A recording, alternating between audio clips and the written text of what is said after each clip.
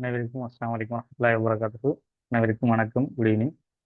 சென்ற கிளாஸ்ல நாங்கள் வந்துட்டு அஹ், முக்கியத்துவமான அந்த நிர்வாக குழு முறை என்ற விஷயத்தை பார்த்தோம். அரசாங்க சபைக்கு அடுத்த நிர்வாக குழு முறை என்ற விஷயம் பார்த்தோம். இதெல்லாம் இந்த அரசாங்க சபை கட்டமைப்புக்குள்ள உள்வாங்கப்படுகின்ற சில முக்கியமான சில முறைகள். அதில் இந்த நிர்வாக குழு முறையும், அதே போல நாங்கள் இப்போ பார்க்க போகிறோம் அந்த மந்திரி சபை முறை. அதே போல இன்னொன்று அந்த ஆணைக்குழுன்னு சொல்றது, பொதுச்சேவை ஆணைக்குழு. இதுல வந்துக்கிட்டு இந்த பொது சேவை, அதே போல நீதி சேவை, இரண்டும் ஒரு ஆணைக்குழுவாக, அதுவும் ஒரு என்ன நாங்கள் இப்போ பார்க்கின்ற சபைகளை போல, அதாவது மந்திரி சபையை போல, நிர்வாக குழுவை போல ஒரு சபையாக அதுவும் இருந்தது. இப்போ இவை எல்லாமே இந்த அரசாங்க சபைக்குள்ள நடங்குற விஷயம், சரியா? இப்போ நேற்று நான் நிர்வாக குழு வந்துட்டு அந்த சரியான ரெக்கார்டிங் ஆகலைன்றதால நான் ஃபுல்லாகவே உங்களுக்கு எக்ஸ்பிளைன் பண்ணியிருந்தேன். அது உங்களுக்கு எல்லாருக்கும் விளங்கிட்டு தானே, கிளியர் தானே? இல்லை அதில் உங்களுக்கு விளங்காதது ஏதாவது டவுட்டுகள் இருந்தால் கேளுங்க, சரியா? நாங்கள் இன்றைக்கு மந்திரி சபை முறை பார்க்க போகிறோம்.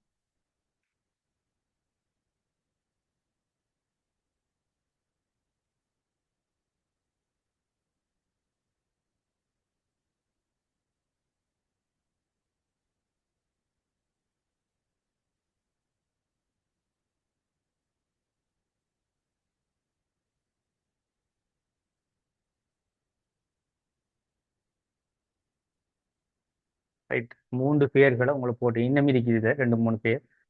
பிரதமர் முறை என்று சொல்லலாம், பாராளுமன்ற முறை என்று சொல்லலாம். அதை இப்போ இதில் நாங்கள் எங்களுக்கு இந்த டொனமூர்ல சொல்லப்படுகின்ற முக்கியத்துவமான பேர் வந்துட்டு இதில் நாங்கள் கொடுக்கலாம். எப்படின்னா மந்திரி சபை, கேபினட், அமைச்சரவை என்றதுக்கு மூன்றையும் தான் முக்கியத்துவம் கொடுக்கலாம். இப்போ இதில் பாராளுமன்ற முறை என்று சொல்றது, அதே போல பிரதம முறை என்று சொல்றதை ஏன் கொடுக்கலான்னு சொன்னா, அது இப்ப நடைமுறையில இருக்கின்ற அரசியல்ல தான் அது பொருத்தப்பாடாது.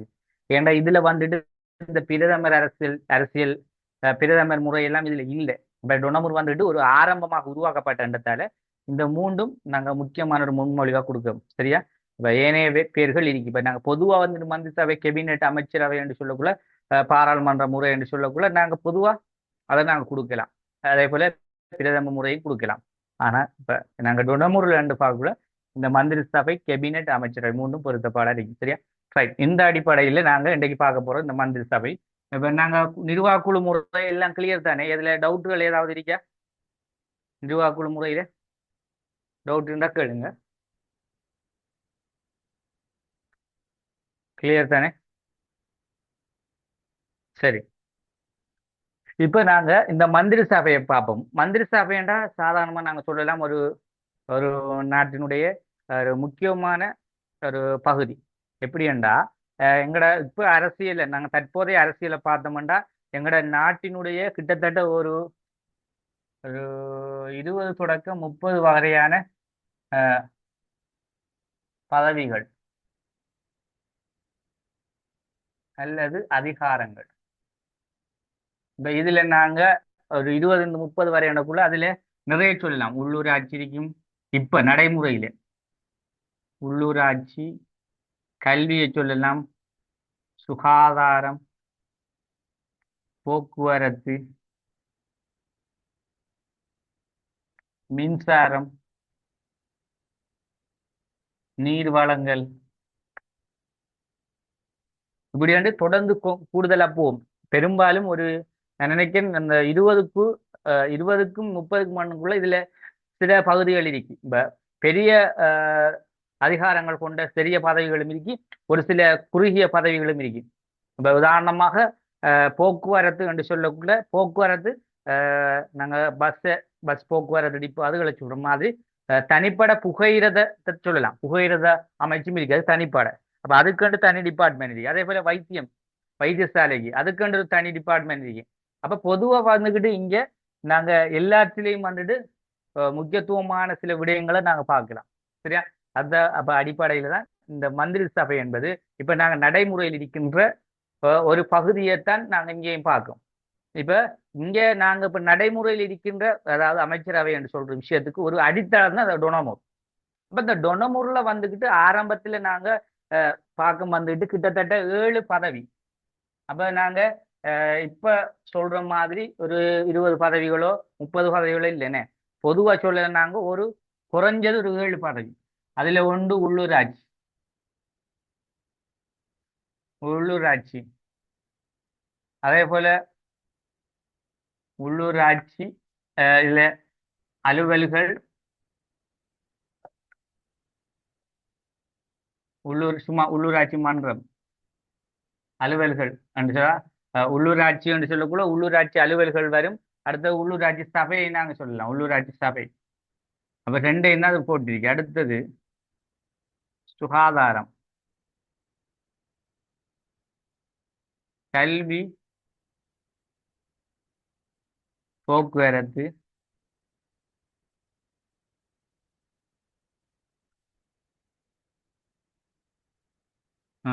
சுகாதாரம், கல்வி, போக்குவரத்து. அடுத்தது வந்துக்கிட்டு நம்ம கொஞ்சம் இருங்க. உள்ளூராட்சி, உள்ளூராட்சி, சுகாதாரம், கல்வி, போக்குவரத்து, கல்வி வந்துட்டுன்னு கொஞ்சம் இருங்க. முக்கியத்துவமானது பார்த்துக்கோங்க.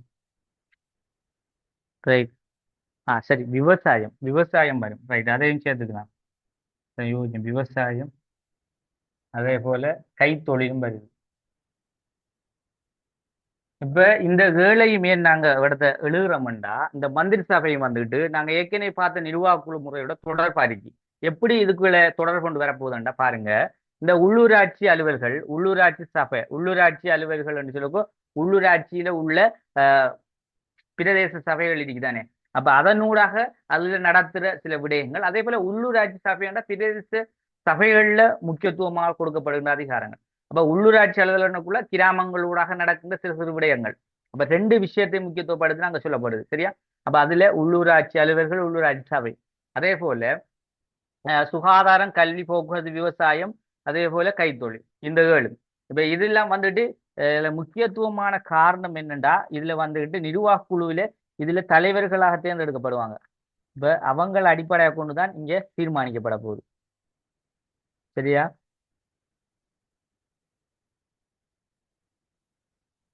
ரைட்.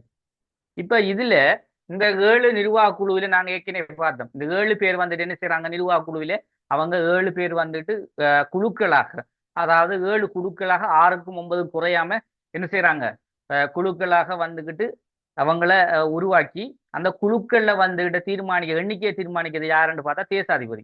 அப்ப இந்த தேசாதிபதி என்ன செய்யறாருண்டா, இங்க நிர்வாக குழுவில அதாவது 6ஓட குறையப்படா, 9க்கு கூடப்படா. அப்ப 6க்கும் 9க்கும் இடையில நீங்க என்ன செய்யுங்க, அதாவது அந்த 3 காரியசரிசி தவிர்ந்து மிச்சம் 58 பேரும், இந்த 58 பேரும் என்ன செய்யறாங்க, 7 குழுவா பிரிகிறாங்க. பிரிஞ்சு அந்த 7 குழுவோட எண்ணிக்கையை வந்துகிட்டு 6க்கும் 9க்கும் இடையில இருக்கணும். எந்தெந்த எண்ணிக்கை எந்தெந்த நிர்வாகத்துக்கு போகணும் தீர்மானிக்கிறது வந்துட்டு அரசாங்க சபை.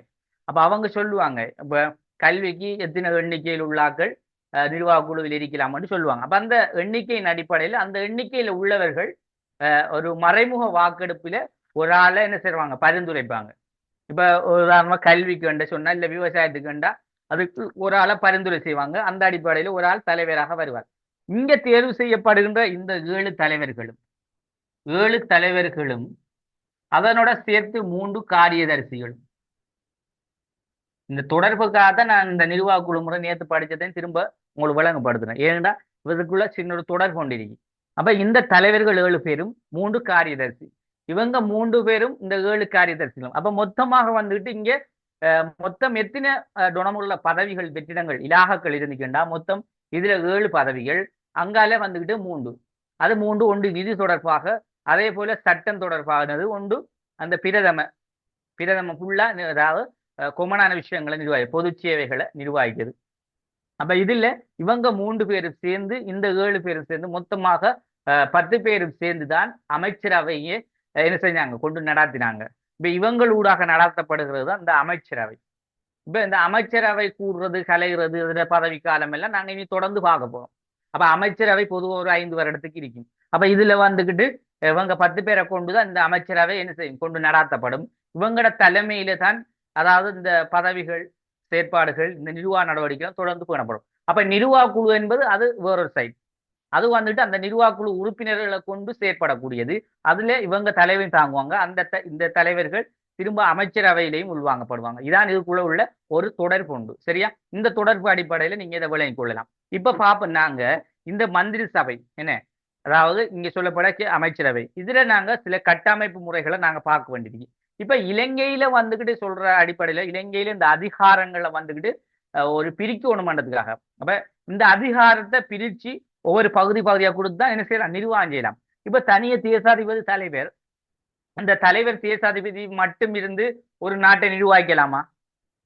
அவரால் இயலுமா முழு இலங்கையும் மக்களுக்கு என்னென்ன பிரச்சனைக்கு எப்படி எப்படி செய்யலாம் எல்லாத்தையும் தன்னை கைவசம் வச்சுக்கிட்டு ஒரு கொண்டினுவா போறதுக்கு அவரால் முடியுமா? இல்லை. அப்ப தனியொரு நபரால ஒரு நாட்டினுடைய நிர்வாகத்தை கொண்டு போயிடலாம். அப்ப என்ன செய்யணும், இங்கே எல்லாரும் சேர்ந்து ஒவ்வொரு ஆக்களும் ஒவ்வொரு பொறுப்புகளை ஒவ்வொரு பதவிகளை எடுத்தா ஒரு நாட்டினுடைய நிர்வாகத்தை கொண்டு போகணும். அப்ப அதுக்காக ஒரு முன்னிப்பாகத்தான் என்ன செஞ்சாங்க, இந்த டொனமூர்ல ஒரு திட்டத்தை கொண்டு வந்தாங்க. இது பாராளுமன்ற முறை சார்ந்த ஒரு அரசாங்க சபை ஒன்றை கொண்டு வந்தாங்க. அப்ப அதனூடாக சில முக்கியமான அம்சங்களை கொண்டு வந்தாங்க. அதில் ஒன்று அரசாங்க சபை, அது எப்படி இருக்கணும், அதோட கட்டமைப்பு எப்படி இருக்கணும்ன்றதை கொண்டு வந்தாங்க. அதே மாதிரி நிர்வாக குழு. அப்ப நிர்வாக குழு என்பது இங்க சொல்லப்படுகின்ற அரசாங்க சபையில முக்கியத்துவமானது சட்டத்தையும் செய்யக்கூடிய 12 இருக்கேன். ஒன்று சட்டசபை, நிர்வாக சபை. இந்த 2 விடயங்களையும் உள்வாங்கி இந்த நிர்வாக சபைக்கு ஒரு ஸ்பெஷலா சில நிர்வாக குழுக்களுக்கு சில நபர்களை உறுப்பினர்களை தேர்வு செய்தாங்க.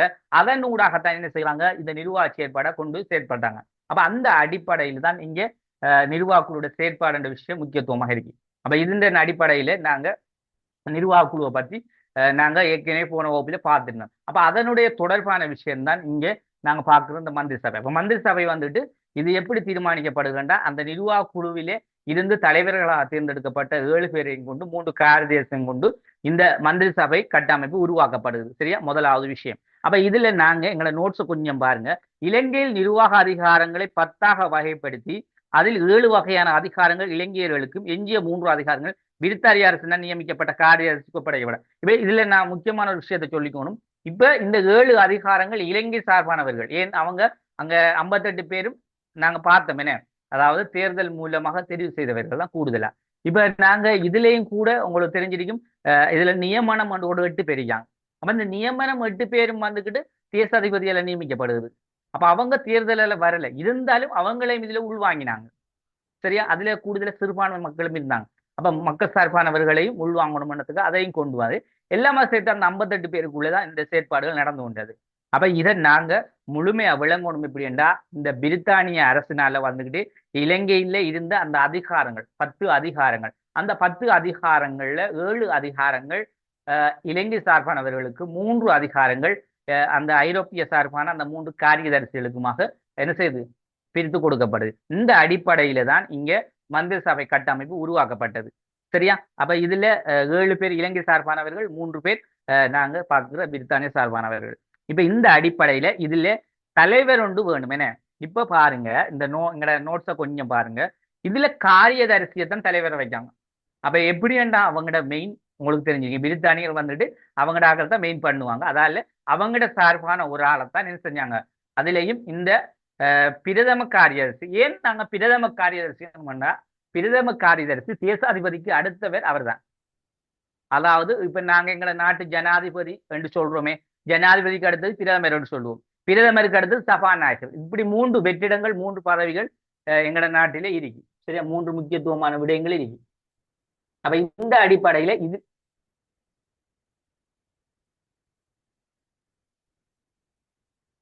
சரியா, இந்த அடிப்படையில தான் நாங்க சொல்றோம், அந்த எங்களோட நாட்டில் இருக்கின்ற இந்த ஜனாதிபதி என்று சொல்லக்கூடியதுக்கு பதில் தான் இங்க தேசாதிபதி. அதே மாதிரி பிரதமர் என்று சொல்லக்கூடியவர் தான் இந்த பிரதம காரியதரிசி, பிரதமருக்கு சமனானவர். அதாவது ஜனாதிபதிக்கு அடுத்த விடயங்களை இவர் பொறுப்பில் தான் நடக்கும். அதே மாதிரி சபாநாயகர் அவர் வந்துகிட்டு நாங்க ஏற்கனவே பார்த்தோம்.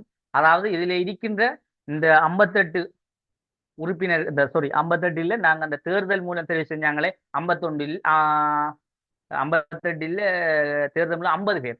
அப்ப அந்த 50 பேரில இருந்து அவங்க என்ன செய்யறாங்க, ஒரு சின்ன ஒரு வாக்கு கொண்டு செஞ்சு அதுல ஒரு வேற தலைவர் செய்யறது சபாநாயகர். அதையும் நாங்க பார்த்திருந்தோம். அப்ப இது வந்துட்டு அரசாங்க சபையின் ஒரு தலைவரா அவர் விருப்பார்.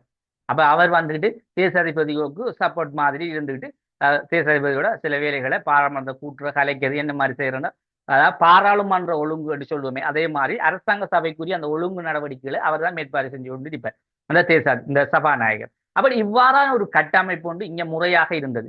அப்ப இதுல தான் இங்கே சொல்லப்படுகின்ற இந்த தேசாதிபதி, இந்த தேசாதிபதி வந்துகிட்டு இவர் ஒரு தலைவராக இந்த இடத்துல இதுக்கு இருக்கிறார். இந்த தலைவராக இருந்தார். அவர் யாரு? அரசாங்க சபைக்கு. அதற்கு அடுத்தபடியா இருக்கிறது இந்த பிரதம காரியதர்சி. அப்ப இந்த பிரதம காரியதர்சி என்னஞ்சாங்கன்னா இந்த அமைச்சரவைக்கு தலைவராக வச்சிருந்தாங்க. இப்ப நாங்க குழம்பிக்க கூடாது. இப்ப அமைச்சரவைக்கு தலைவர் யாரு? பிரதம காரியதர்சி. அப்ப அரசாங்க சபைக்கு தலைவர் யாரு? சொல்லுங்களேன். தேசாதிபதி என்ன. அப்ப இதுல ஒவ்வொரு கட்டமைப்புக்கு ஏற்ற மாதிரி அவங்க பதவியை கொடுத்திருந்தாங்க. அப்ப அவர் தேசாதிபதி அரசாங்க சபை மொத்த அரசாங்க சபைக்கும் தலைவராக இருந்தார். இவங்க என்ன செஞ்சாங்க? இந்த அமைச்சரவைக்கு தலைவராக பிரதம காரியதர்சி இருந்தார். இப்ப நிர்வாக குழுக்கு தலைவர் யாரு? இப்ப நிர்வாக குழுக்கு 7 நிர்வாக குழுக்கும் தலைவராக இருந்தவங்க யாரு பாப்போம். தேசாதிபதி. நிர்வாக குழு உறுப்பினர்களுக்கு தலைவர்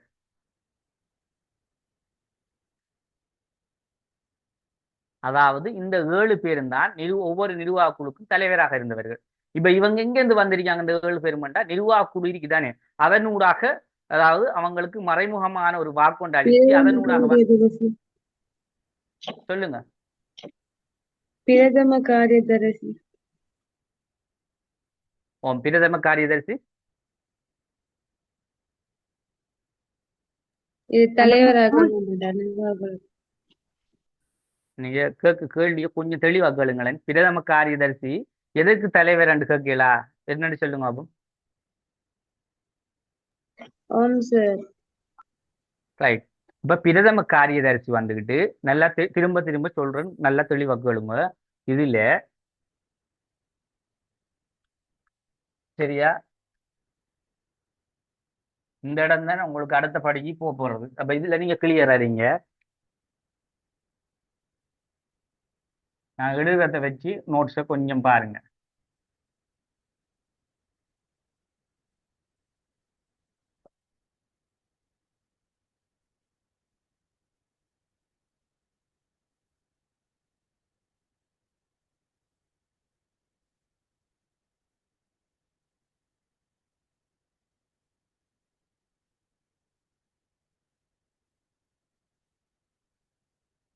இந்த தொடர்புக்கு நான் ஒரு அம்புக்குறியில தொடர்பு கொண்டு காட்டிருக்கேன். நீங்க பார்த்தோம் உங்களுக்கு விளங்கும். இப்ப பாருங்க, அரசாங்க சபை தலைவர் யாரு? தேசாதிபதி.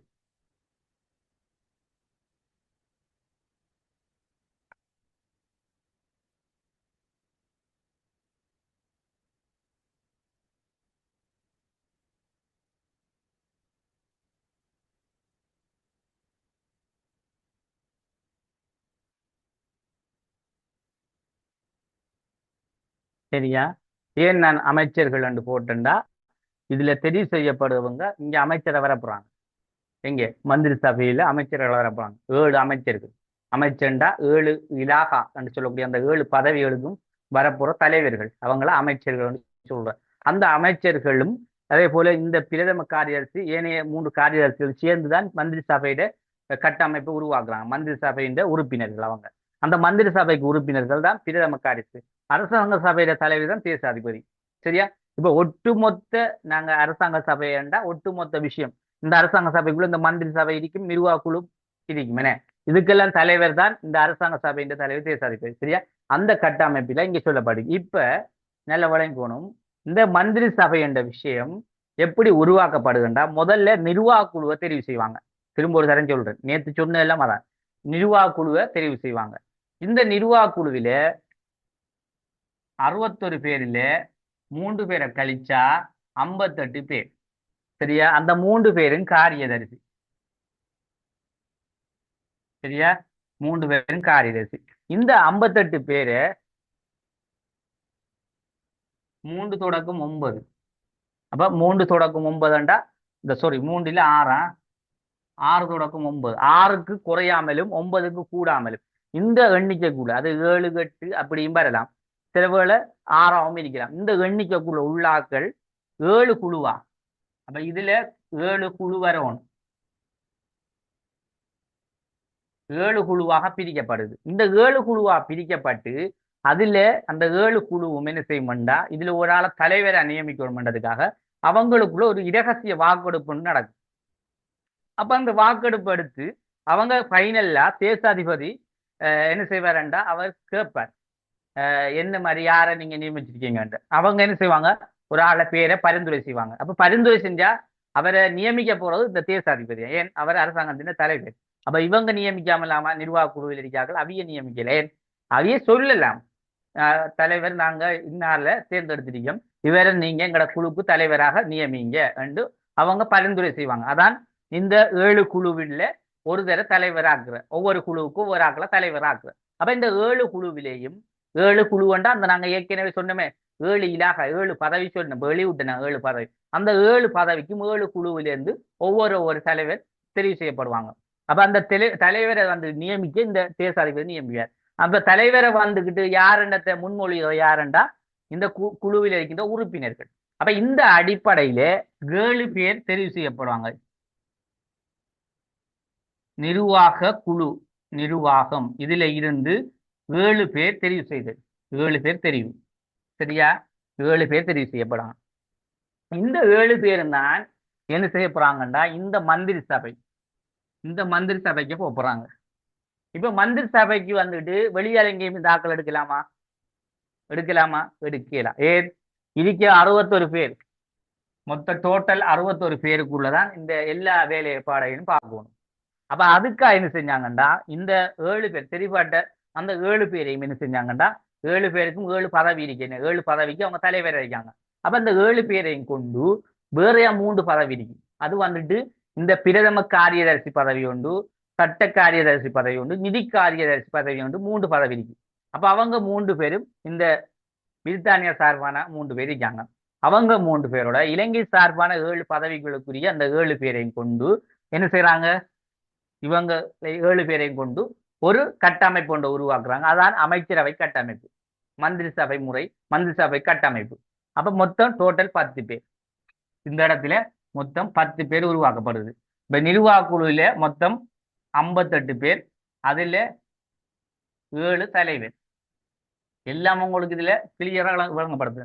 58 பேர், 58 பேர்ல 7 தலைவரை தேர்ந்தெடுக்காங்க. அப்ப அதாவது லேஸ்டா எழுதுறேனே, 58 7 குழு, 7 குழுவா பிரிச்சு 7 தலைவர்கள் இதுல தெரிவிச்சிருக்காங்க. இதுல 10 பேர், சரியா? இதுல 10 பேர்ல 7 இலங்கை சார்பானவர் பிளஸ் 3 பிரித்தானிய சார்பானவர், சரியா? டோட்டல் 10 பேர், சரியா? டோட்டல் 10 பேர். அதுல தலைவர் தான் இந்த பிரதம காரியதர்சி. இப்ப இந்த மந்திரி சபையில வந்துட்டு மொத்தம் 10 பேர், அவங்களுக்கு ஒரு தலைவர் ஒன்று வைக்கத்தானே வேணும். அந்த தலைவர் தான் இந்த பிரதம காரியதர்சி. இப்ப நாங்க உங்கள்ட்ட கேட்ட விஷயம் என்னன்னா, இதுல உள்ள மொத்தமா இருக்க எல்லாத்துக்கும் தலைவராக யாரு? தேசாதிபதி. ஏன் அவர் தான் எங்கட இந்த நிர்வாகத்தை கொண்டு நடாத்த போறவர், இவர்தான் மெயின்டைன் என்ன. அப்ப இந்த தேசாதிபதி கீழே தான் இவ்வளவு விஷயம் நடக்குது. அந்த தேசாதிபதி தலைவர் அறிஞர். அப்ப அவருக்கு அடுத்தபடியான விஷயம் என்ன? பிரதி தலைவர், என்ன பிரதி காரியதரிசி. அப்ப அந்த பிரதி காரியதரிசியை தான் இங்க தலைவராக வச்சிருந்தாங்க மந்திரி சபையில. அப்ப பதில் வெறுக்கு அடுத்த பதில் வேலைகளை அவர் தான் செய்யக்கூடிய தகமை இருக்கு பிரதம காரியதர்சி.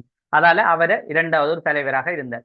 அப்ப இந்த அடிப்படையில தான் இங்க டொனமுற அரசாங்க சபையில இந்த மந்திரி சபை நிர்வாக குழு முறை கட்டமைப்பும் உருவாக்கப்பட்டதை நாங்க விளங்குவோம். இப்ப விளங்கிட்டோம் உங்களுக்கு டோட்டல் எல்லா விஷயமும் விளங்கிட்டா? ஆம் சார். டோட்டலா ரைட். ஆமா சார். சொல்லுங்க, விளங்காட்டி அவரது கேளுங்க, என்ன விளங்கு சொல்லுங்க, எது விளங்கல? விளங்கினா தான் அடுத்த பார்க்கலாம். சொல்லுங்க, அப்ப எந்த பகுதி எது விளங்கலைன்னு சும்மா சொல்லுங்க.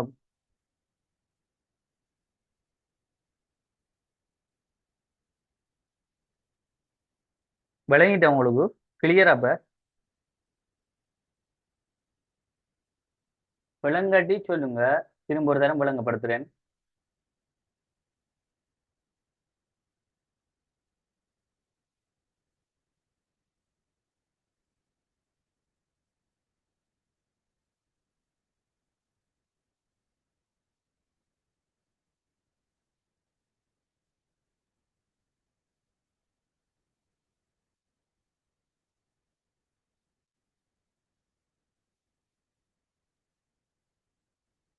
சரியா? கிளியரா இப்ப?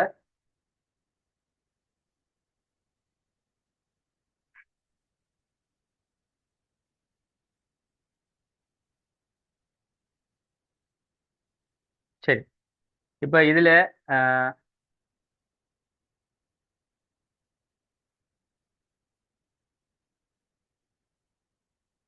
சரியா? நான் அடுத்ததுக்கு போறேன்னா, இல்ல நீங்க இதுல புதுசா யாரும் வந்திருக்கீங்கன்னு இப்ப நீங்க கொஞ்சம் வந்த நீங்க பாருங்க. சரியா? இப்ப அடுத்த தரம் உங்களுக்கு கிளாஸுக்கு வாரனீங்க தானே, வாரானக்குள்ள இதுல விஷயத்துகளை கொஞ்சம் இப்ப இதுல உங்களுக்கும் கிளியர் தானே, விளங்கிட்டு என்னடத்தை கன்ஃபார்ம் பண்ணுங்க. சரியா?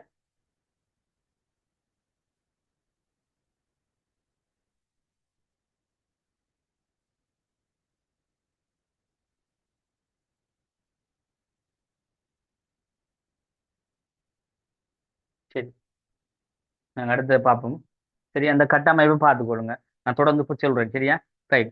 விலங்காடி திரும்ப கேளுங்க, திரும்ப சொல்லித்தரேன். இல்லாட்டி நான் அடுத்ததை பார்க்க. அடுத்தது பாருங்க, இதுல இந்த பிரதம காரிசி இதன் தலைவராக மந்திரி சபையில தலைவராக நியமிக்கப்படுறார். அடுத்த விஷயம் வந்து இதுல மந்திரி சபையின் கூட்டங்கள் அதன் தலைவரினால் கூட்டப்படும். இப்போ மந்திரி சபையில கூட்டத்தை வந்துகிட்டு ஆறு கூட்டுவார் தலைவர். இப்ப இதுல தலைவர் யாரு? திரும்ப திரும்ப குழம்பப்படாது. இதுல தலைவர் யாரு மந்திரி சபையில? பிரதம காரியதரிசி. பிரதம காரியதர்சி.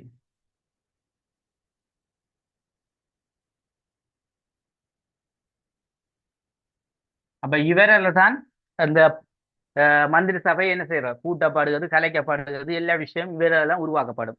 அதே போல இதுல பதவி காலத்தை நீங்க அறிஞ்சு கொள்ளணும், 5 வருடம். அப்ப டொனமூர்ல பிரதம இந்த டொனமூர்ல அமைச்சரவையோட பதவி காலம் வந்து கேட்டா அது 5 வருடம். இப்ப இது வந்துட்டு அப்படி கேட்க மாட்டாங்க. கேட்கண்டா எம்சிக்யூல சில நேரங்கள்ல அந்த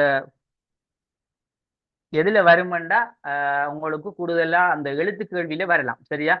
காலங்களை கேட்டு இப்ப காலங்கள்னு சொல்லக்குள்ள ஒரு விட தானே சில நேரங்களில் வரும், சில நேரம் வராம விடும். இப்ப 2 விடைகளுக்குள்ள பதவி காலம் வந்து 5 வருடம்.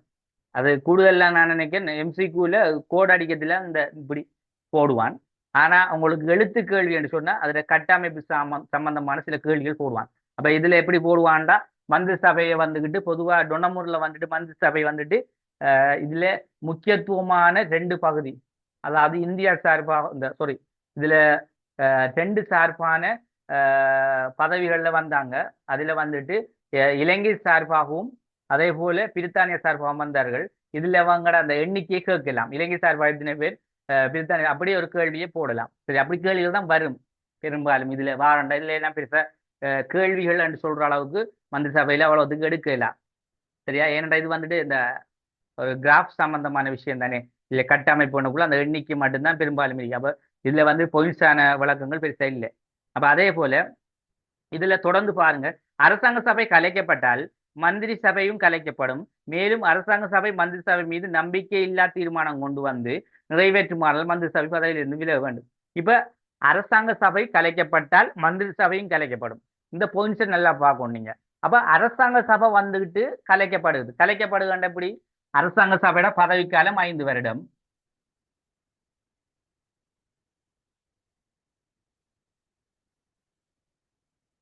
5 வருஷம். இதுல பதவிக்காலம் 5 வருஷம். அப்ப ஏன் சொல்றாங்கடா, உண்மையாவே அரசாங்க சபை வந்துட்டு ஒரு 5 வருடத்துக்கு தான் ஒரு அரசாங்கம் இருக்குமே. பொதுவா இப்ப எங்கட நாட்டில் தற்போது இருக்க அரசாங்கம் அப்படிதான் 5 வருடம், மேக்சிமம் 6 வருஷம் அதுக்குள்ள இருக்கும். அப்ப இந்த பதவிக்காலம் வந்துட்டு 5 வருடம் முடிஞ்ச உடனே ஒரு அரசாங்கம் என்ன செய்யுது? பதவியிலிருந்து விலக்கப்படும். புதிய ஒரு அரசாங்கம் திரும்ப வரும். அப்ப அந்த நேரங்களும் திரும்ப ஒரு எலெக்ஷன் ஒன்று வச்சு திரும்ப ஒரு அரசாங்கம் வரப்போகுது. அப்ப அதாலும் சொல்றாங்க. அப்ப இந்த அரசாங்க சபை கலைக்கப்பட்டா மந்திரி சபையும் கலைக்கப்படுமாம்னு சொல்றாங்க. ஏன்? உண்மையாவே இந்த அரசாங்க சபையால உருவாக்கப்பட்டதான் இந்த மந்திரி சபைன்னு. அப்ப அதுல இருக்கின்ற உறுப்பினர்கள், அந்த அரசாங்க சபையில யார் உறுப்பினர் இருக்காங்களோ அவங்களை கொண்டுதான் இந்த மந்திரி சபைன்னு செய்யும் உருவாக்கப்படும். அப்ப புதியவர்கள் தெரிவு செய்யப்படக்கூடிய ஒரு சூழ்நிலை, அதாவது 5 வருடத்தின் பிற்பாடு புதிய ஒரு அரசாங்கத்தை கொண்டு வரணும் என்ற சூழ்நிலை வந்தா இந்த மந்திரி சபை என்ற விஷயம் இருக்காது. அப்ப அதாலும் சொல்றாங்க, அரசாங்க சபை பதவியில் இருந்து விலக்கப்பட்டால் மந்திரி சபையும் பதவியிலிருந்து விலக்கப்படும். அதனை தொடர்ந்து இன்னும் ஒரு வசனம் சொல்லப்படுது பாருங்க. அரசாங்க சபை மந்திரி சபை மீது நம்பிக்கை இல்லா தீர்மானம் கொண்டு வந்து நிறைவேற்றுமானால் மந்திரி சபை பதவியிலிருந்து விலக்கப்படும். இது வந்துட்டு பொதுவான ஒரு கருத்து தான் நாங்க இப்ப பார்த்தது. என்ன? அரசாங்க சபை விலக்கப்பட்டால் மந்திரி சபையும் என்ன செய்யும்? பதவியிலிருந்து கலைக்கப்படும். அதாவது அது அரசாங்க சபையை கலைக்க மாட்டா அதுல இது முடிஞ்சு 5 வருஷம் பதவி முடிஞ்சோன்னா நீ புதிய அரசாங்கத்தை கொண்டு வர. அப்ப அதோட மந்திரி சபையும் கலைக்கப்படும். ஆனா இப்ப இந்த மந்திரி சபையை நாங்க பதவியிலே இருந்து அதை நீக்கிறதாக இருந்தா பதிலே மந்திரி சபையை முழுமையை நீக்கி புதிய ஒரு மந்திரி சபையை கொண்டு வரணும்டா இங்க தீர்மானத்தை வந்துட்டு அரசாங்க சபை கட்டாயம் எடுக்கும். அதுக்கு நம்பிக்கை இல்லா பிரேரணை.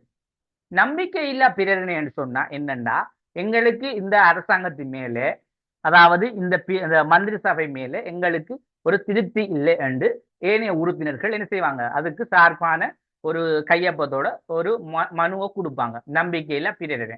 இந்த பிரேரணை மூலமாக இவங்களோட செயற்பாடுகள் பிழையாக கணிக்கப்பட்டால் அதை அரசாங்க சபை என்ன செய்யும் பதவியிலிருந்து விலகும். இதான் அந்த நம்பிக்கையில தீர்மானத்தை கொண்டு பதவியிலிருந்து விலக்குறது. சரியா? கிளியர் தானே? ரைட். அடுத்து பாருங்க, வரவு செலவு திட்டம் 2 முறை நிராகரிக்கப்பட்டாலும் அரசாங்க உட்பட மந்திரி சபையும் கலைக்கப்படும். அப்ப வரவு செலவு திட்டம் 2 முறை நிராகரிக்கப்பட்டால் அரசாங்க சபை உட்பட மந்திரி சபையும் கலைக்கப்படும்டா உண்மையா இந்த வரவு செலவு திட்டம் என்ற விஷயம். இப்ப வரவு செலவு திட்டம் வந்துட்டு பொதுவா இப்ப நாங்க இந்த சொல்ற இந்த பதவிகள் இருக்குதானே, என்னென்ன பதவிகள் நிர்வாக குழுவிலையும் சின்ன சின்ன நாங்க 7 பதவிகள் 7 உறுப்பினர் கொண்டு அவங்களும் வரவு செலவு திட்டம் தயாரிக்கலாம். அது வந்துட்டு குழு சார்ந்த வரவு செலவு திட்டம். இப்ப இந்த அமைச்சரவை வந்துட்டு 10 பேரும் என்ன செய்யணும் 10 அமைச்சுக்கு பொறுப்பா இருக்காங்க. இவங்க 10 பேரும் 10 பேர் சேர்ந்து வரவு செலவு திட்டத்தை கொண்டு வரணும். என்ன அப்ப அது எதுக்குரிய வரவு செலவு திட்டம்டா பொதுவா எங்களோட அரசாங்க சபை அதாவது இப்ப எங்களோட நாட்டில ஒரு பட்ஜெட் சொல்லுவோம் நாங்க வரவு செலவு திட்டம் பட்ஜெட். இப்ப எங்களோட நாட்டில் என்ன செய்வாங்க ஒவ்வொரு வருஷம் முடிவிலையும் பட்ஜெட் வாசிப்பாங்க. இப்ப இந்த வருஷமும் அது போன இதுல வாசிக்கப்பட்டது. சில நேரங்கள் 6 மாசத்துக்கு ஒரு வாசிக்கப்படும். அது அந்த லிமிட்டடில சொல்லுவோம். சில டைம்ல வருஷத்துல வாசிக்கப்படும். சரியா? அதை அந்த டைமுக்கு அவங்க அறிவிப்பாங்க பட்ஜெட் எங்களோட நாட்டினுடைய வருமானத்தையும் அதே போல எங்களோட நாட்டிலே ஏற்பட்டுள்ள செலவினங்களையும் சொல்லி அதே போல அடுத்த ஆண்டுக்குரிய பட்ஜெட்டை அவங்க இப்ப வந்துட்டு ஜனவரிக்கு வந்துட்டு பெரும்பாலும் ஜனவரி டிசம்பர்ல அடுத்த புதிய ஆண்டுக்குரிய பட்ஜெட்டும் வாசிப்பாங்க.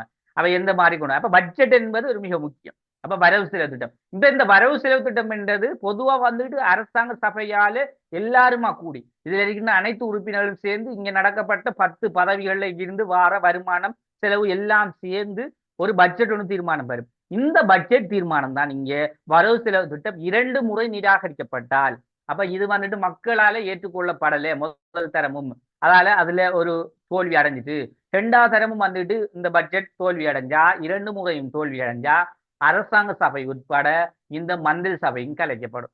இதுதான் அதுல சொல்லப்பட்ட விஷயம். கிளியர் தானே? கிளியர் இல்லையான்னு சொல்றார்கள். நான் சொல்றது இவ்வளவு நேரம் கதைக்கிறது பேசுறது எல்லாம் கிளியரா விளங்கிட்டோம் உங்களுக்கு எல்லாருக்கும்? கிளியர் தானே?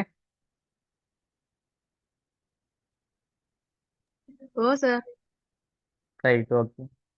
இப்ப இந்த அரசாங்க சபை காரியதரிசி இதுல வந்துகிட்டு இந்த உங்களோட பேர் என்ன சைஃபுல் அஸ்ரத் என்ன நீங்க வந்துகிட்டு இந்த நீங்க தானே அந்த இன்றைக்கு கிளாஸ்ல ஜாயின் பண்ணணும்னு சொன்ன நீங்க தானே அந்த உங்களோட அந்த இதை நான் அனுப்ப சொன்னேன் அனுப்பவும் இல்லையே நீங்க தானே என்ன? ரைட். இந்த நீங்க கொஞ்சம் அந்த இதுகளை கொஞ்சம் பாருங்க.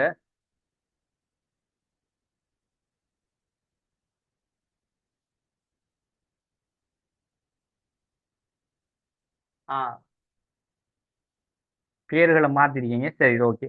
சரி, ஓகே. அப்ப அது அவ இல்லையாம். சரியா? ரைட். இப்ப இதுல பாருங்க இந்த 2-3 பேர் கிட்டத்தட்ட ஒரு இந்த வீக்ல இருந்து கிட்டத்தட்ட ஒரு 10-15 பேருக்கு மேல 2026 கிளாஸுக்கு வராக்கள் மெசேஜ் போடுறாங்க. அப்ப நானும் வந்துட்டு விஷயத்துக்குள்ள சொல்லியிருந்தேன். இப்ப எல்லாருக்குமே என்னன்னா இதுக்கு முன்ன நடந்த நிறைய விஷயங்களும் தேவையாம். அப்ப எல்லாம் தேவையானக்குள்ள பேமெண்ட் கூட தான் வரும். அப்ப ஒரு சிலருக்கு தான் வந்து இது தேவை. அப்ப ஒரு சிலர் வந்துட்டு டைம் நேரம் பார்த்துட்டு கிளாஸுக்கு வரதுக்கு நான் சொன்னேன் இப்படித்தான் இப்போ உங்களுக்கு எப்போ வரவழுமோ அப்போ வரலாம். ஆனா காலம் போக போக உங்களுக்கு தான் நிறைய விஷயங்கள் விடுபடும். ஏனென்றா நாங்க எல்லாருக்கும் செய்கிற விஷயத்தான் செய்யலாம். எல்லாருக்கும் உங்களுக்கு என்ன மாதிரியோ அதை மற்ற ஆக்களை செய்யலாம். இந்த சலுகை என்று நாங்க செய்யலாது என்ன. இப்ப நீங்களும் பேமெண்ட் கட்டி தான் கிளாஸுக்கு வந்திருக்கீங்க. அப்படி பார்க்க போனா நாங்க எல்லாரையும் சும்மா ஃப்ரீயா படிச்சு கொடுக்கலாம். அப்ப அதால எல்லாருக்குமே ஒரே சலுகை தான் பேமெண்ட்டை கட்டிட்டு வரட்டும்னு சொல்லிக்க. ஏன்னா அவங்களும் அப்படித்தான் படிச்சு கொண்டிருக்காங்க. இன்னும் இப்ப 4வது மாசத்துல ஸ்டார்ட் பண்ணி போறோம். நாங்க 2 விளக்கத்தை எல்லாம் சொல்லியிருக்கேன் நான். இன்ஷா அல்லாஹ் மிக விரைவில் எல்லாருமே ஜாயின் பண்ணுவாங்க. எல்லாருக்கும் சரியான கிளியர் இல்லை. முதலாவது பேசிக்கே ப்ராப்ளம். ஒரு ஸ்டூடெண்ட்ஸ் வந்து மெசேஜ் போட்டிக்கு, அதாவது 13ஆம் தரத்தில் இப்போ 2026 பேச்சு வந்துட்டு முதலாவது யூனிட் இப்போதானம் சார் ஒன்று வந்திருக்கிறான், இப்போதானம் முதலாவது யூனிட் அவர் என்ன படிச்சு தரண்டே விளங்கு இல்லையாமண்டு ஒரு மெசேஜ் போட்டிக்கு ஒரு ஸ்டூடெண்ட். அப்போ அவள் வந்துட்டு ஃபுல்லாக எல்லாமே எனக்கு தேவை சார், டோட்டலாக எவ்வளோ ஒன்று கேட்டிருந்தா நான் பேமெண்ட்டை போட்டிருந்தேன். சரி சார் நான் நாளைக்கு பண்ணிட்டு நான் உங்களை கிளாஸில் ஜாயின் பண்ணலான்னு மெசேஜ் போட்டியா. இப்படி தான் பிள்ளைகள் நிறைய பிரச்சனை. என்னடா ஒழுங்கான நோட்ஸ் இல்லை, ஒழுங்கான பிடிஎஃப் இல்லை, என்ன சொல்றாங்க என்ன படிச்சு கொடுங்க இந்த விஷயமே விளங்க. இப்போ இதால தான் உங்களோட அடுத்த அந்த எய்ம் 2026 நீங்கள் எழுத போகிற எக்ஸாம் வந்து ஃபாலோ ஆகிற காரணம்டா பேசிக் இல்லை. உங்களுக்கு பேசிக்காக ஒழுங்கான ஒரு சரியான கைடன் இல்லாதெல்லாம் பிள்ளைகள பிரச்சனை. சரியா? அதே மாதிரி இன்னொரு ஸ்டூடெண்ட் வந்துட்டு 2020 எக்ஸாம் எழுதி அந்த ஸ்டூடெண்ட் வெறும் நோட்ஸை மட்டும் படிச்சு எக்ஸாம் எழுதி ஒன்றும் இல்லையா மார்க்ஸ் எஸ் நம்ம தானே வந்தாமன்னு சொல்லியிருந்தான். அப்படி ஒவ்வொரு பிள்ளைகள் ஒரு பாய்ஸும் அதே மாதிரி தான் மெசேஜ் போட்டிருந்தார். அவர் 2வது தரம் எழுத போறாராம். அவருக்கு 2வது தரம் இல்லை, அவர் இப்போ உங்களோட பேச்சு தான்.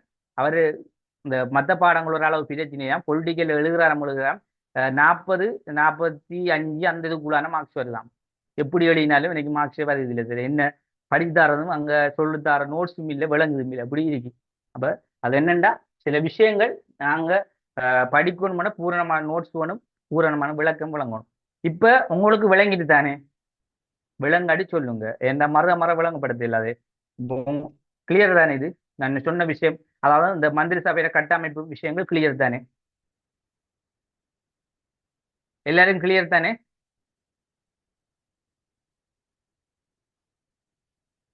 சொல்லுங்க அப்போ, கிளியரா கிளியர் இல்லையா? Clear sir. ரைட். அடுத்த பாருங்க. ரைட், அடுத்த பாருங்க தொடர்ந்து.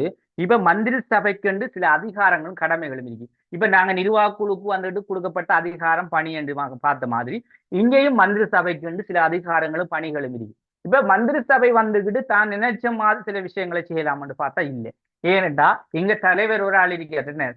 அதாவது இங்க மந்திரி சபைக்கு பிரதம காரியதர்சி ஒரு தலைவர் இருக்கிறார், அவருக்கு மேல தேசாதிபதியும் இருக்கிறார், அதற்கு கீழே தான் மற்ற உறுப்பினர்கள் இருக்கார். இருந்தாலும் தங்களோட அந்த நிர்வாகம் சம்பந்தமான சில விடயங்கள் செய்யக்குள்ள சில அதிகாரங்கள் அவங்களுக்கு கொடுக்கப்பட்டிருக்கும். ஆனா அதை அவங்க ஒரு லிமிட்டோட ஒரு வரையறையுடன் செய்யணும். இப்ப பாருங்க, ஒவ்வொரு நிர்வாக குழு தலைவரும் தனது குழு சார்பான வரவு செலவு கணக்குகளை சமர்ப்பிப்பது வரவு செலவு திட்டத்தினை தயாரித்தல்.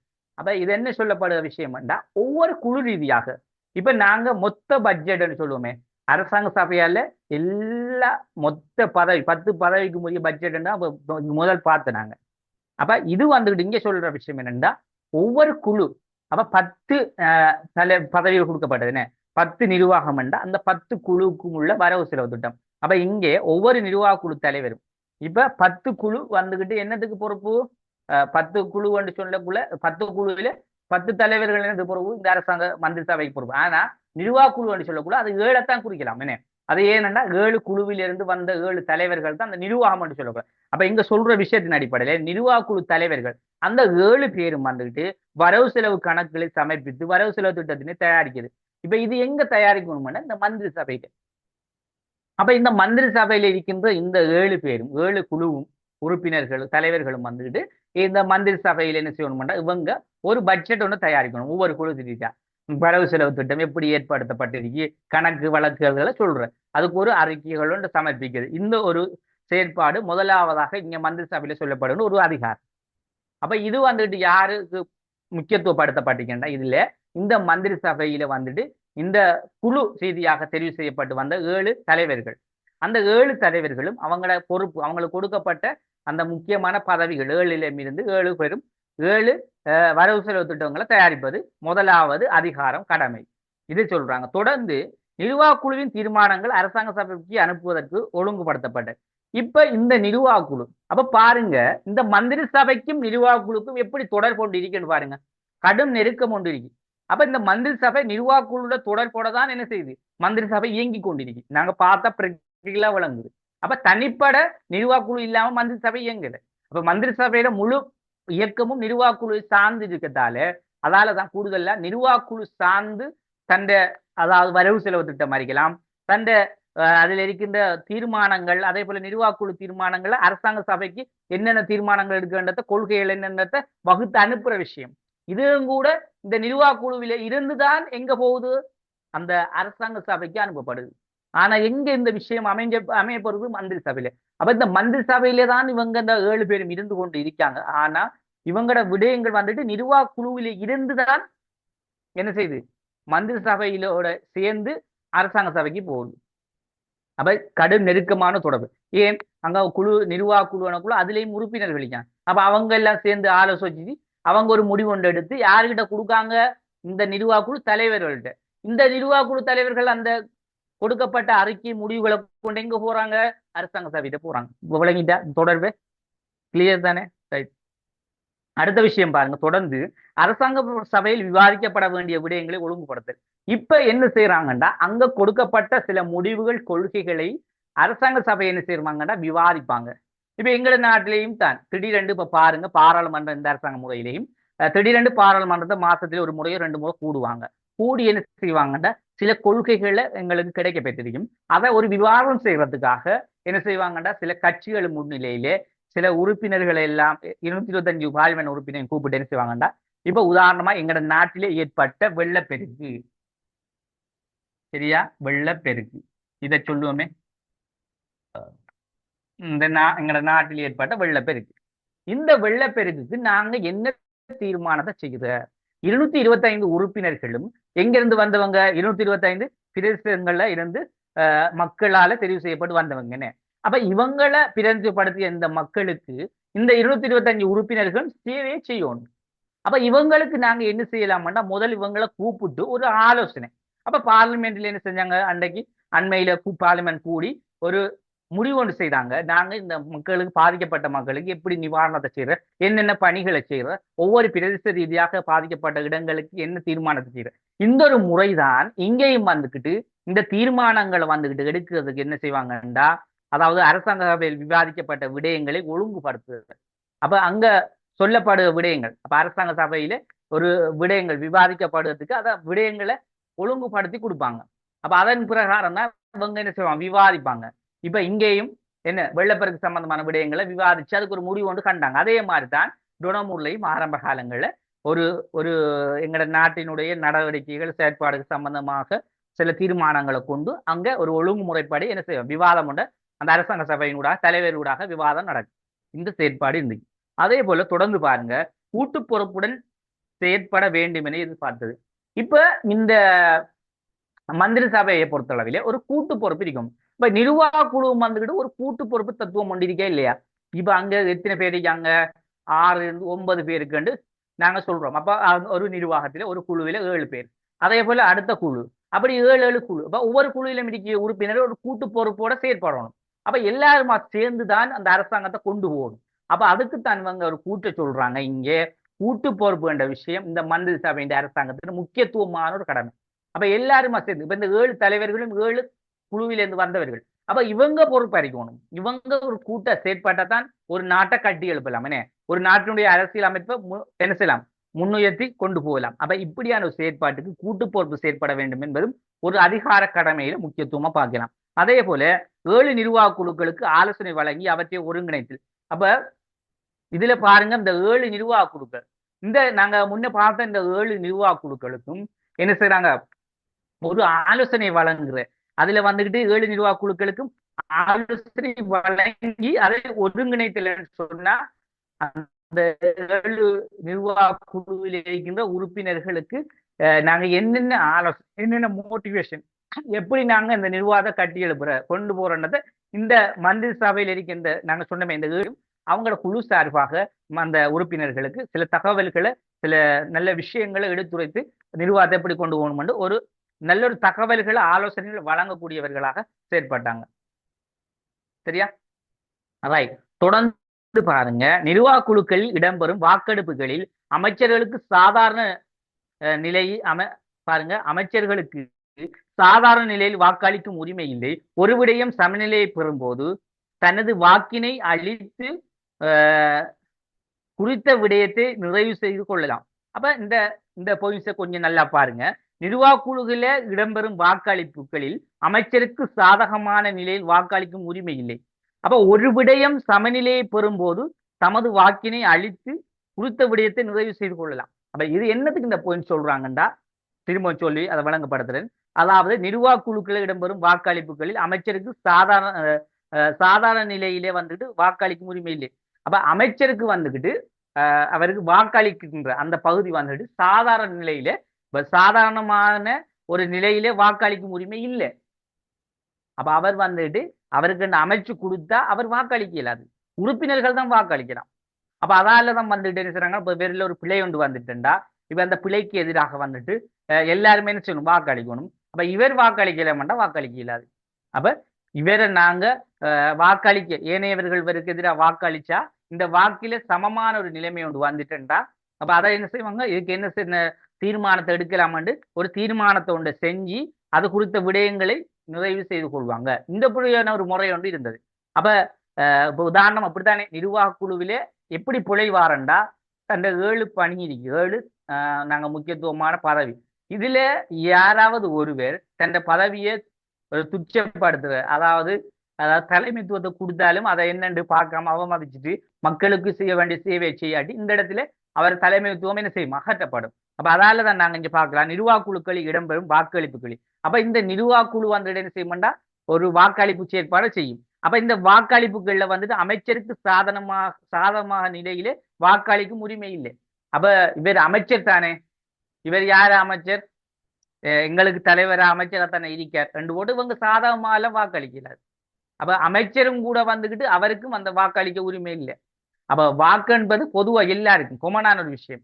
அப்ப வாக்க வந்துகிட்டு பொதுவா எல்லாருமாக அவருக்கு எதிராக ஒரு பிரச்சனை ஒன்று வந்தா வாக்களிக்கலாம். அதே போல அவருக்கு சார்பான ஏதாவது விடயங்கள் வந்தாலும் இதை நாங்க ஒரு கருத்தை கொண்டு வரோம், இதை மாதிரி ஏற்றுக்கொள்ளலாம்னு சொன்னாலும் அதை வாக்களிக்க உரிமை பொதுவா வந்துகிட்டு எங்கட நிர்வாக குழு சார்ந்தவர்கள் பொதுவா அவர் எங்கடா தலைவர் தானே அமைச்சர் தானே எங்களுக்கு சார்பான வந்து அளிக்கலாம். அப்ப பொதுவான முடிவு தான் இங்க பார்க்கப்படும். இப்ப எல்லாரும் ஒரு சமமாக யாரும் யாருக்கும் ஒரு என்ன சப்போர்ட்டான ஒரு சார்ந்த நிலைமையில இல்லை.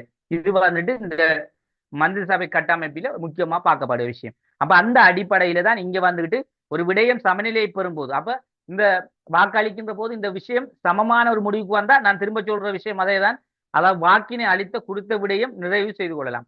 அப்ப அந்த சமநிலையை அடைஞ்சிட்டா அந்த வாக்கு அளிச்ச விஷயத்த இதோட நாங்க என்ன செய்யலாம், நிறைவு செய்து இதோட பிரச்சனை முடிவுக்கு வந்தாச்சு, இல்ல இதோட நாங்க இதை ஏற்றுக்கொள்றோம், இல்ல இவரை நாங்க நீக்கிறோம் ஒரு முடிவு கொண்டு எடுப்போம். இது வந்து சாதாரணமா இப்பவும் கூட எங்களை சாதாரணமா பாராளுமன்றத்தில் இருக்கின்ற ஒரு பிரச்சனை.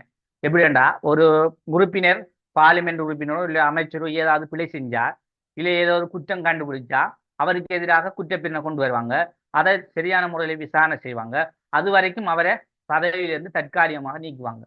இப்படியான ஒரு சிஸ்டம் இப்ப இருக்கு. அப்ப முதல் வந்துக்கிட்டு இந்த மாதிரி ஒரு அடிப்படையில இருந்தது. அப்ப இதை நீங்க திரும்பவும் சொல்ற விஷயம் வந்துட்டு இதுல என்னன்னா இந்த நிர்வாக குழுவில் இடம்பெறும் வாக்கெடுப்புகளை அமைச்சரும் சாதாரணமான நிலையில் வாக்களிக்கும் உரிமை இல்லை. அப்ப இவர் வந்துக்கிட்டு இப்ப நிர்வாக குழுவில் இருக்கின்ற உறுப்பினர்கள் வாக்களிக்க போது இவர் வந்துட்டு சாதாரணமா நானும் ஒரு நிர்வாக குழு உறுப்பினர் மாதிரிதானே, நான் இப்ப அமைச்சரை வந்தாலும் கூட நான் ஏற்கனவே அங்கிருந்தானே வந்தாண்டு அவர் சாதாரணமான நிலையில வாக்களிக்கல.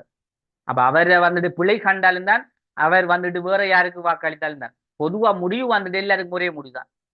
இப்ப நியாயமாக இங்க சொல்ற விஷயம் என்னன்னா உறுப்பினர்கள் அதாவது அமைச்சர்களை பொறுத்த அளவில் அமைச்சர்கள் வந்துகிட்டு நாங்கள் தலைவர்கள் என்ற வகையில எங்களுக்கு விரும்பின மாதிரி நாங்கள் சில விடயங்களை செய்ய முடியாது. அப்ப சில ரூல்ஸ்கள் அடிப்படையில தான் அமைச்சர்கள் இருக்க வேண்டும் என்ற கட்டமைப்பு இங்க சொல்லப்பட்டது. அதே மாதிரி அவர்கள் எதிராக சில விடயங்கள் வந்தாலும் அதுக்கேற்ற மாதிரி தீர்மானம். இப்ப தொடர்ந்து பாருங்க அந்த பந்தியில உள்ள விஷயத்த, இதுக்கு என்ன நாங்க மேலதிகமான சில விஷயங்கள் சொல்லலாம்டா அதை விடயத்தை விளக்கி பாருங்க. அமைச்சரவையால் தயாரிக்கப்படுகிற வருடாந்த வரவு செலவு திட்டம். இப்ப இங்க சொல்ற விஷயம் என்னன்னா அது ஏன் நாங்க அந்த பந்திக்கு சில விஷயங்களை நாங்க சொல்றோம்னா அதுக்கு ஒரு உதாரணம் தான் நான் சொல்றேன் பாருங்க. அமைச்சரவையால தயாரிக்கப்படுற வருடாந்த வரவு செலவு திட்டம் இது தோல்வி அடைந்தால் அமைச்சரவை கலைக்கப்பட வேண்டும். அமைச்சரவை கலைக்கப்பட்டு புதியதொரு அமைச்சரவை உருவாக்கப்படும். அமைச்சரவை மீண்டும் ஒரு வரவு செலவு திட்டம் தயாரிக்கப்படும். வரவு செலவு திட்டம் நிராகரிக்கப்படல் அரசாங்க சபை கலைக்கப்படும். அடுத்த தேர்தலுக்கு திகதி குறிக்கப்படும். இதான் இதுல மெயினான பிரச்சனை. இப்ப அமைச்சரவை என்றா என்ன, முழு பொறுப்பையும் அவங்கள்ட்ட கொடுத்துருக்கேனே. 10 பதவி என்றா 10 பதவி முடிய பொறுப்பு இந்த அமைச்சர்கள் 10 பேர்கிட்ட இருக்கு. அப்ப இவங்க எப்படி இருக்கணும், ஒரு ஒரு கிட்டத்தட்ட ஒரு முக்கியத்துவமானவர்களாக, அதாவது ஒரு நாட்டின் நிர்வாகம் மண்டக்குள்ள, அதாவது ஒரு அரசாங்க சபையின் ஒரு முக்கியத்துவமான கண்கள் மாதிரி. அப்ப நிர்வாகம் மண்டா சும்மா லேசான விஷயம் நினைக்கப்படா. இப்ப உதாரணமாக ஆரம்ப காலங்கள்ல இந்த காலத்து அரசுகளை வந்துட்டு கிட்டத்தட்ட ஒரு 10 லட்சம் மக்கள் இலங்கையில வாழ்றாங்கன்னா இந்த 10 லட்சம் மக்களையும் இந்த 61 பேரிலையும் இந்த 10 பேர் தான் இந்த முக்கியமான அந்த 10 பதவிகளுக்கு பொறுப்பளிப்பாங்க. அப்ப அவங்கள கொண்டுதான் ஏனைய விடயங்கள் நடக்க போகுது. அப்ப இதால தான் என்ன செய்றாங்கன்னா இங்க முக்கியத்துவமான அந்த பொறுப்பு கொடுக்கப்பட்டதால இப்ப அந்த வருடாந்த வரவு செலவு திட்டம் என்று சொல்லக்கூடிய விஷயங்கள்ல வந்துட்டு இவங்க முக்கியத்துவம் இருக்கணும்.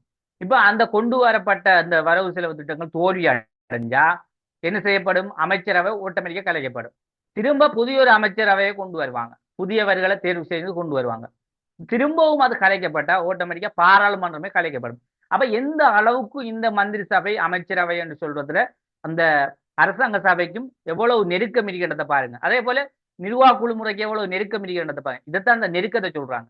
அப்ப இங்க அமைச்சரவை வந்துகிட்டு 2 தடவையும் பட்ஜெட் கொண்டு வந்து தோல்வி அடைஞ்சிட்டாமண்டா ஆட்டோமேட்டிக்கா அரசாங்க சபையும் கூட கலைக்கப்படும். அப்ப புதிய ஒரு அரசாங்க சபை உருவாக்கப்படுவதற்கு புதிய ஒரு தேர்தல் நடக்கும். இதான் அந்த சிஸ்டம். இப்ப கிளியர் தானே உங்களுக்கு? இதுல கிளியர் இல்லாதாக சொல்லுங்க அப்போ.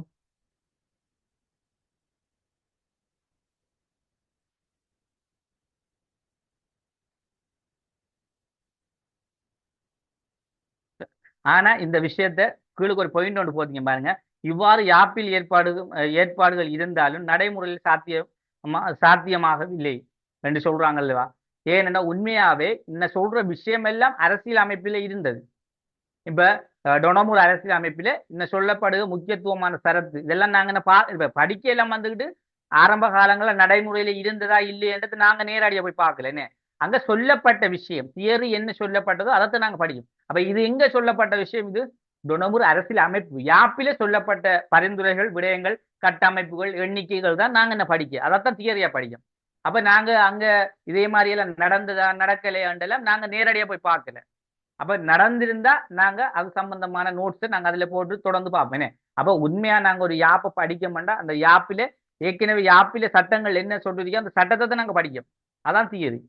அப்ப அதால இங்க சொல்ற விஷயம் என்னன்னா யாப்பிலே இந்த விடயங்கள் எல்லாம் சொல்லப்பட்டிருந்தது. ஆனா நடைமுறையிலே இவ்வாறான விடயங்கள் சாத்தியமாக நடந்ததாக சொல்லப்படல. அப்ப இதெல்லாம் ஆதாரங்களை படுத்தக்குள்ள உண்மையாக நடந்த விதம் குறைவு. இப்படியெல்லாம் நடந்தில்லையாம். ஆனா யாப்பிலத்துல சொல்லப்பட்டிருக்கு இப்படி எல்லாம் செய்யலாமாண்டு. ஆனா பிராக்டிக்கலான விஷயத்துல இப்படியான விடயங்கள் நடந்த விதம் குறைவா தான் இருந்தது. ரைட்.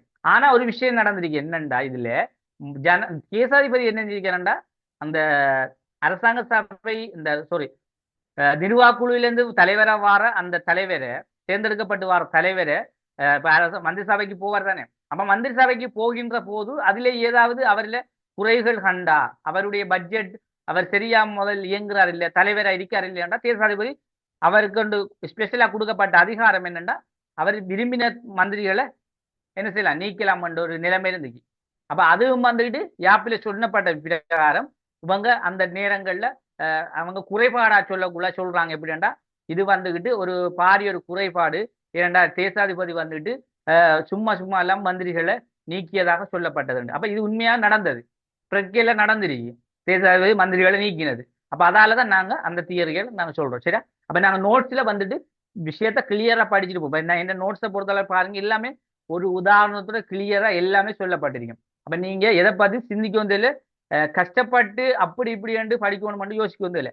இந்த விஷயத்த மட்டும் நோமலா பார்த்து படிச்சுட்டு போனா சரி விளங்கினா சரி. இப்ப நாங்க சொல்ற இந்த மந்திரி சபையில கட்டமைப்பு மந்திரி சபையில அரசாங்க இந்த அதிகாரங்கள் கடமைகள் என்ற விஷயம் எல்லாம் உங்களுக்கு பூரணமாக கிளியர் தானே. இப்ப நாங்க அதை தொடர்ந்து ஒரு உதாரணமான சில விடயங்களை சொல்றாங்க பாருங்க. 1932 சரியா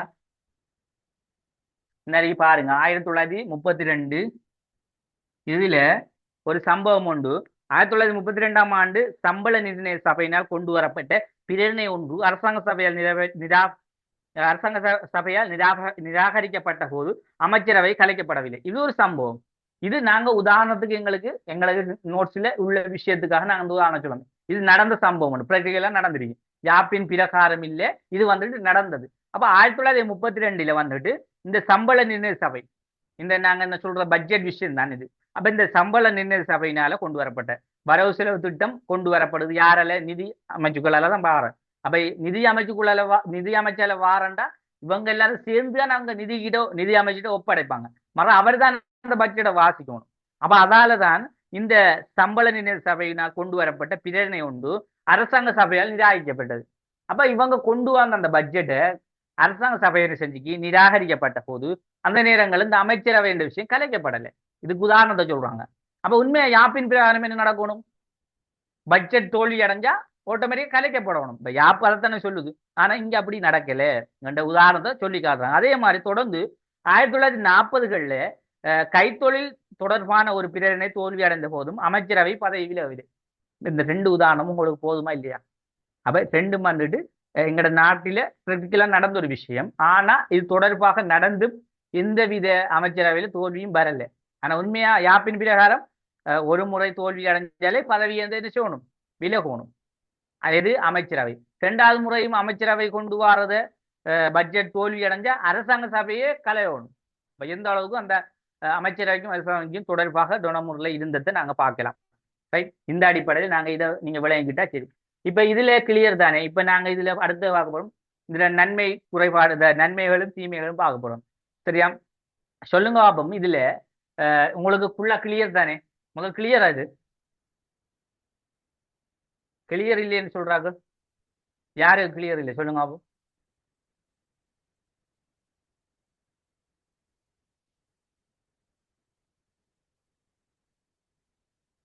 சொல்லுங்களேன், யாரு கிளியர் இல்லை?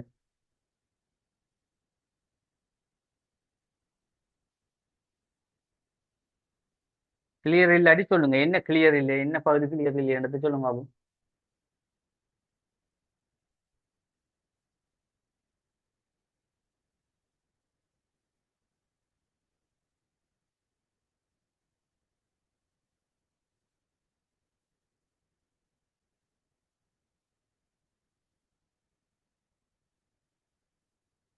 ரைட், அதாவது கிளியர் வந்து போட்டிருக்கீங்க.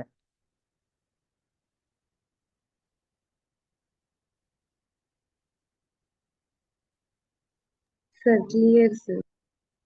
ரைட்.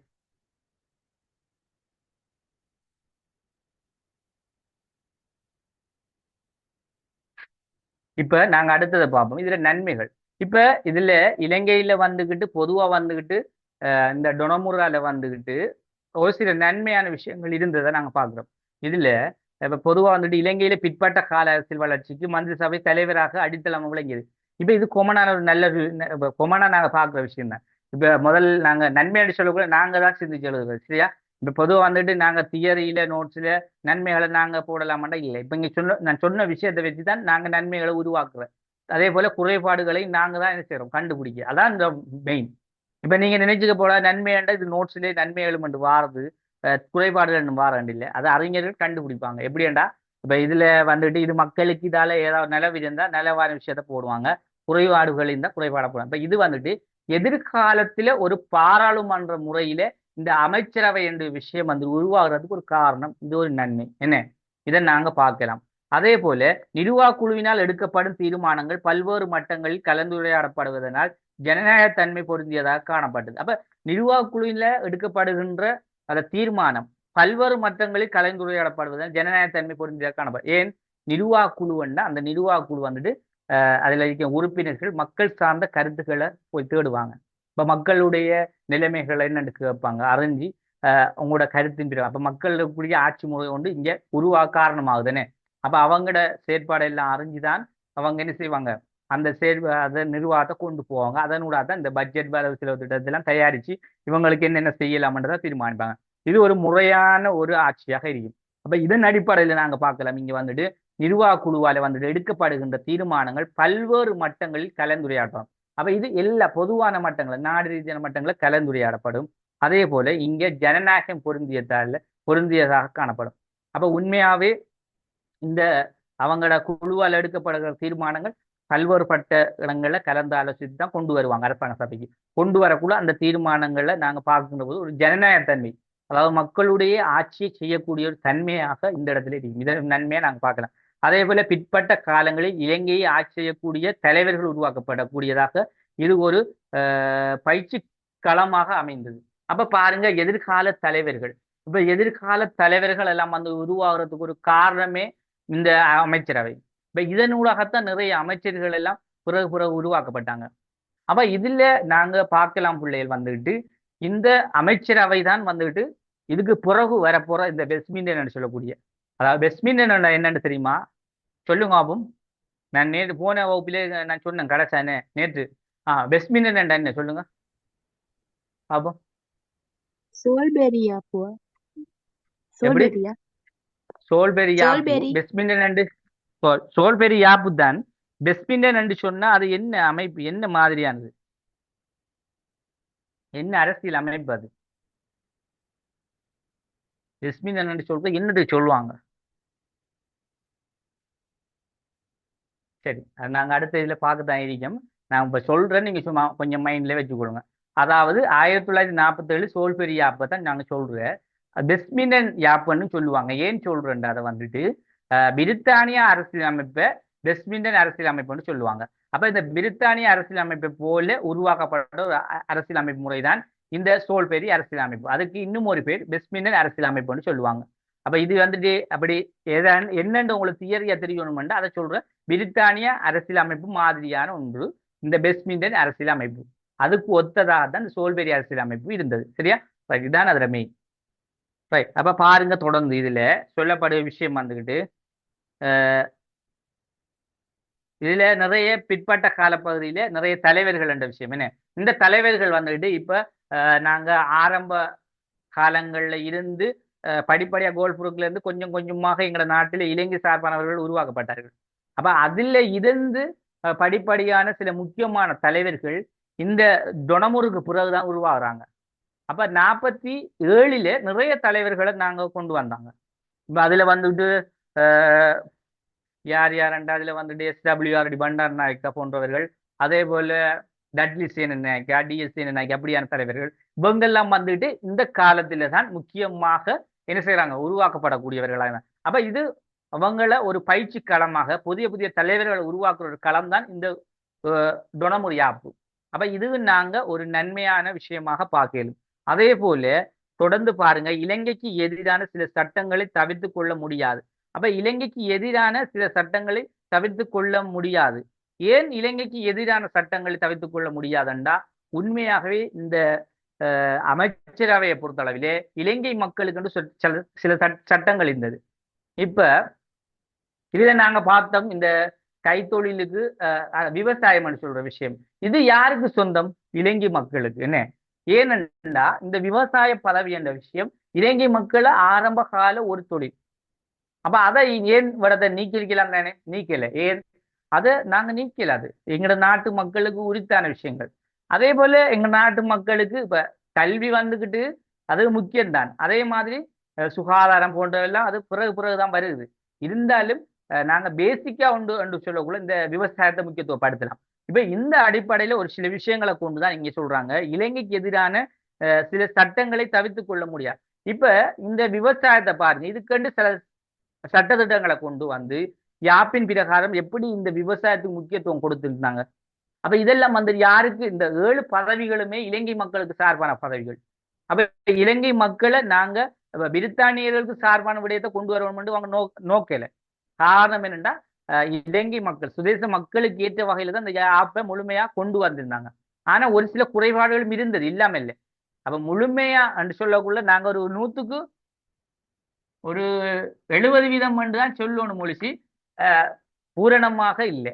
அப்ப அந்த 70% தான் எங்கட மக்கள் ஒரு நலன் அடையக்கூடிய மாதிரி, நிச்சயம் ஒரு 30% அவங்களோட சார்பான விஷயங்களும் இதா இருந்துச்சு. அப்ப அந்த அடிப்படையில் தான் இளைஞர்களுக்கு எதிரான சில சட்டங்களை தவிர்த்து கொள்ள முடியாதண்டா. அப்ப அவங்களுக்கு சில எதிரான சட்டங்கள் இருந்தது. அப்ப அதெல்லாம் வந்துட்டு எதிரான சில சட்டங்களை தவிர்த்து கொள்ள முடியாம இருந்தது, பொதுவான விஷயம். அதே போல இலங்கை மக்களின் நீண்ட கால விருப்பம் நிறைவேற்றப்பட்டது. அப்ப அவங்களோட இலங்கை மக்களுக்கு இப்ப சட்டத்துல பொதுவா நாங்க விவசாயத்தை முக்கியத்துவப்படுத்தணும். அதே போல கலாச்சாரத்தை சொல்லலாம், அது உள்ளூராட்சியில வரும் கலாச்சாரம். அப்ப எங்கட பண்பாட்டு கலாச்சாரம் நாங்க பின்பற்ற மத ஒழுங்கு இதெல்லாம் வந்துகிட்டு பொதுவான எங்கட சட்டங்கள் என்ன, இதையெல்லாம் நாங்க நீக்க முடியாது.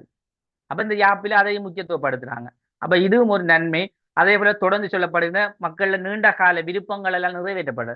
இப்ப மக்கள் வந்துட்டு சிறுபான்மை மக்கள் இருந்தாங்க, பெரும்பான்மை மக்கள், ஒவ்வொரு ஒவ்வொரு கோரிக்கைகள் இருந்தது, கொள்கைகள் இருந்தது, இதெல்லாம் நிராகரிக்க அதாவது நிறைவேற்றப்பட்டது. இந்த விருப்பம் எல்லாம் தொடர்ந்து நிறைவேற்றப்பட்டதாக நாங்க பார்க்கலாம். அப்ப இவ்வளவு விஷயங்களும் வந்துட்டு இதுல ஒரு நன்மைகளாக நாங்க பார்க்கலாம். அதே மாதிரி இதற்கு சில தீமையான விஷயங்களை நாங்க பார்க்க வேண்டியது. அந்த அடிப்படையில மக்களால் தெரிவு செய்யப்படாத பிரதம காரியதர்சிகள் மந்திரி சபையின் தலைவர்களாக காணப்படல்.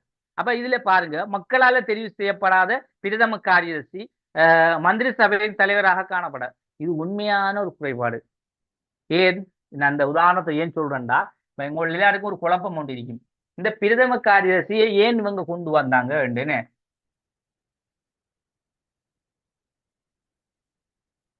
மக்கள் தேர்தல். இப்ப இந்த நடந்த தேர்தல் வந்துகிட்டு யாரால நடந்தது? தேர்தல் மக்களை அடிப்படையாக கொண்டு அந்த தேர்தல் நடந்தன. அப்ப இதுல இருந்துதான் எத்தனை பேர் தெரிவு செய்யப்படாங்க? 50 பேர் தெரிவு செய்யப்படாங்க.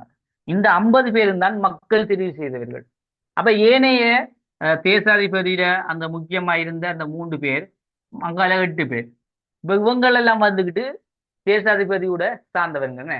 தேசாதிபதியோட அதுல 3 காரியதர்சிகள், தேசாதிபதி நியமனத்துல 8 பேர். ஆனா மக்கள் தெரிவு செஞ்சவங்கன்னா அந்த 50 பேர் தான். இப்ப இங்க ஏன் இந்த குறைபாட்டில் ஒன்று சொல்றாங்கன்னா, இந்த பிரதம காரியதர்சி என்ற பேர் மக்களால தெரிவு செய்யப்படவே இல்லை. மக்கள் தீர்மானமே செய்யல.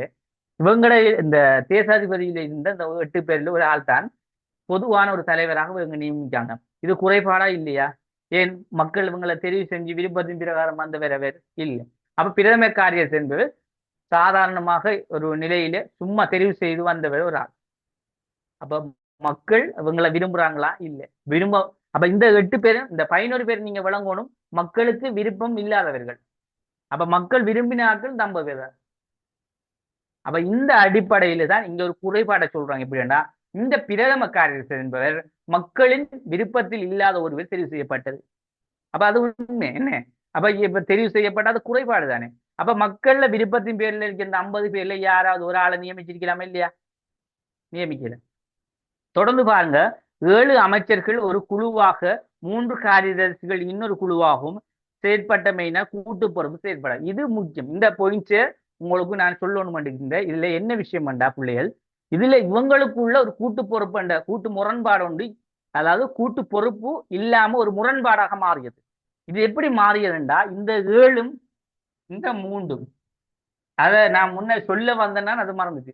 என்னன்னா, இந்த 7 பேர்ல இவங்க இலங்கையர், இவங்க பிரித்தானியர் சார்பானார்கள். இப்ப என்ன நடக்குதுண்டா, இந்த இலங்கை சார்பானவர்களோட கொள்கை வந்துட்டு எங்கட மக்கள் சார்ந்த விஷயமா தான் இருக்குமே.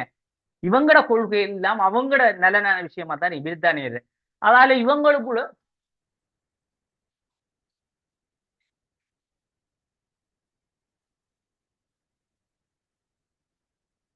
அப்ப இதால இவங்களுக்குள்ள ஒரு ஒற்றுமை தன்மை இல்லை.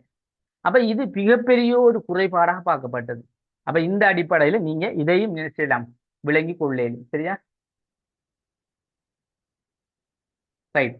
அடுத்து பாருங்க, இதுல தொடர்ந்து சொல்லப்படுற விஷயம்தான், மக்களால் தெரிவு செய்ய அந்த 3 காரியதர்சிகளும் அமைச்சர்களும் ஓர் உப மந்திரியாக செயற்பட்டமை. இப்ப இதுல பார்க்கலாம் நாங்க, 3 காரியதர்சிகளும் அமைச்சர்களும் ஓர் உப மந்திரியாக செயற்பட்டமை.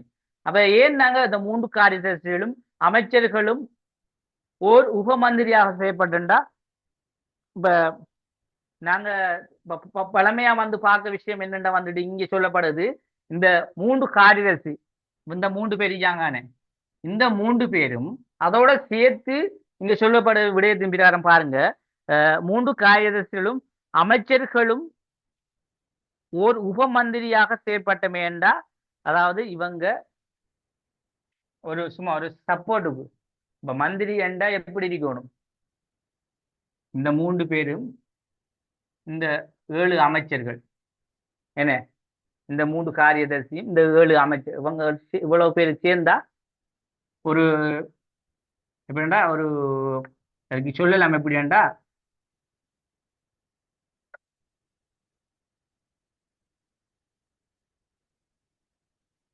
நிறைவேற்று மந்திரி சபை. அதாவது ஒரு ஒரு மந்திரி சபையை வந்துட்டு ஒரு நிறைவேற்றக்கூடிய ஒரு பலமான ஒரு மந்திரி சபையாக இவங்க இருந்திருக்கணும். ஆனா இவங்க ஒரு உப மந்திரி என்றா ஒரு பேர் தாங்கின அளவில, அதாவது எங்களை மந்திரி ஆக்கி போட்டாங்க, நாங்க ஒரு மந்திரி சபையான உறுப்பினர்கள் ரெண்ட ஒரு ஒரு அவ்வளவுதான். இந்த கட்டமைப்பில உங்களோட செயற்பாடு இருந்தது. அப்ப இங்கே ஏன் அதை குறைபாட சொல்றாங்கன்னா உபமந்திரி என்றா மந்திரி என்ற எப்படி இருக்கணும், மந்திரிமார் எப்படிப்பாங்க இப்ப ஜனாதிபதிக்கு அடுத்ததுன்னா மந்திரின்னு சொல்றேன், அவங்க ஒரு ஸ்ட்ராங்கா இருக்கணும். இது உபமந்திரி என்றா மந்திரி என்ன பிரதி மந்திரி என்று சொல்லுவோம். என்ன உபமந்திரி என்றா மந்திரிக்கு அடுத்தவர், அவர் இல்லாட்டி பதில் சேவை செய்யறார். அது மாதிரி தான் உங்களோட நிலைமை இருந்தது. அப்ப அது ஒரு குறைபாடா பார்த்தாங்க. அப்ப 3 காரியர்களும் அமைச்சர்களும் ஒரு உபமந்திரி சபையாக செயற்பட்டமை, ஒரு ஒரு பலமை இல்லாத ஒரு மந்திரி சபை இருந்தது. கூடுதலான அதிகாரங்களை கொண்ட 3 காரியதர்சிகள், அதே போல காரியதர்சிகள் காணப்பட்டதால் ஜனநாயக தன்மை குறைவாகும். அப்ப பாருங்க, இந்த கூடுதலான அதிகாரங்களை கொண்ட 3 காரியதர்சி. இப்ப ஏன் இங்க என்ன விஷயம் வேண்டா, இவங்க இந்த 3 பேர் இங்க 7 பேர் வந்துட்டு ஒரு கட்சி இல்லாத காரணம் என்ன காரணம் வேண்டா, இந்த 3 பேரிலேயும் தான் முழு பலமும் இருக்கு. சரியா? இந்த 3 பேர்லயும் முழு பலம் இருக்கத்தால இங்க இருக்க இவங்களை வந்து புறக்கணிக்க இதால அடிக்கடி முரண்பாடு வர்றது அது ஒரு விஷயம். ஆனா இருந்தாலும் இங்க தொடர்ந்து வந்துகிட்டு இவங்க வந்துட்டு ஒரு உதாரணமா இந்த 3 பேரும் வந்துட்டு அந்த மந்திரி சபையை இயக்குறதே இவங்க 3 பேரும் தான். அப்ப இவங்க ஒரு பொம்மை மாதிரி தான் இங்க இருக்காங்க. சரியா? அதனாலதான் இங்க ஒரு பெரும்பாலான தொடர்ந்தும் குறைபாடாக இவங்களுக்கு ஒரு முரண்பாடாக இருந்தது. தொடர்ந்து சொல்றாங்க எப்படின்னா, கூடுதலான அதிகாரங்கள் இந்த 3 காரியதர்சி இருந்ததால இங்க என்ன நடக்குதுன்னா ஜனநாயகத்தன்மை குறைந்திருந்தது. அப்ப ஒரு விஷயத்த உதாரணத்துக்கு மக்கள் சார்பான ஒரு வரவு செலவு திட்டத்தையோ இல்ல ஏதோ ஒரு கொள்கையை கொண்டு வந்தா இவங்க நிராகரிக்கக்கூடிய ஆக்களா இருந்தாங்க. இவங்க ஏற்றுக்கொள்ள மாட்டாங்க. இந்த 3 பேரும், இந்த 7 பேரும் கொண்டு வந்தா இந்த 3 பேரும் நிராகரிப்பாங்க. அப்ப இவங்க ஒரு சப்போர்ட் மந்திரி மாதிரி இவங்களை வச்சுக்கிட்டாங்க, இந்த 7 பேரை. அப்ப இந்த எல்லாரும் சேர்ந்துதானே இதுல என்ன செய்யணும், ஒரு நிர்வாகத்தை ஒரு கட்ஸான நிலைமையில மந்திரி சபை கொண்டு போகணும். ஆனா இவங்களை வச்சு இவங்க விளையாடி இது ஒரு சும்மா ஒரு ஏனோ தானோ என்று சொல்லக்கூடாது. அதாவது முழுமையான ஒரு கட்ஸான ஒரு மந்திரி சபையாக இல்லை, இயங்க விடல. இவங்க அந்த 7 பேரையும் கூட அவங்க இயங்க விடல. அவங்களும் கூட ஒரு சப்போர்ட், அதாவது இவங்களுக்கு இந்த மந்திரிமாருக்கு ஒரு உபமந்திரியாக இவங்களும் செயற்பட்டிருந்தாங்க. ஒட்டுமொத்தமாக இங்க சொல்லப்படுகிற இந்த மந்திரி சபை கூட ஒரு என்ன ஒரு உபமந்திரி சபையாகத்தான் இங்க இருந்தது. அப்ப இது வந்துட்டு ஒரு முழுமை பெறல, முழுமைத்தன்மை இல்லாத ஒரு இது ஒரு குறைபாடா பார்த்தாங்க. அதே போல தொடர்ந்து 1935ஆம் ஆண்டு மந்திரி சபையானது தனக்கின மந்திரி சபையாக கொண்டது. இப்ப தனக்கான ஒரு மந்திரி சபை என்ற விஷயம் இந்த டொனமூர்ல 1935ஆம் ஆண்டு ஒரு எலெக்ஷன் நடந்தது பிற்பாடுதான். சரியா? இது ஒரு சரியான ஒரு மந்திரி சபையாக மாற்றம் வருது. மந்திரி சபையை நாங்க ஒரு கட்ஸான ஒரு மந்திரி சபையா இவங்க என்ன சொன்னாங்கன்னா, இந்த மந்திரி சபை அந்த குறிப்பிட்ட பதவி காலம் முடிய இது கலைக்கப்பட்டது. அப்ப இது வந்துகிட்டு 1935ஆம் ஆண்டு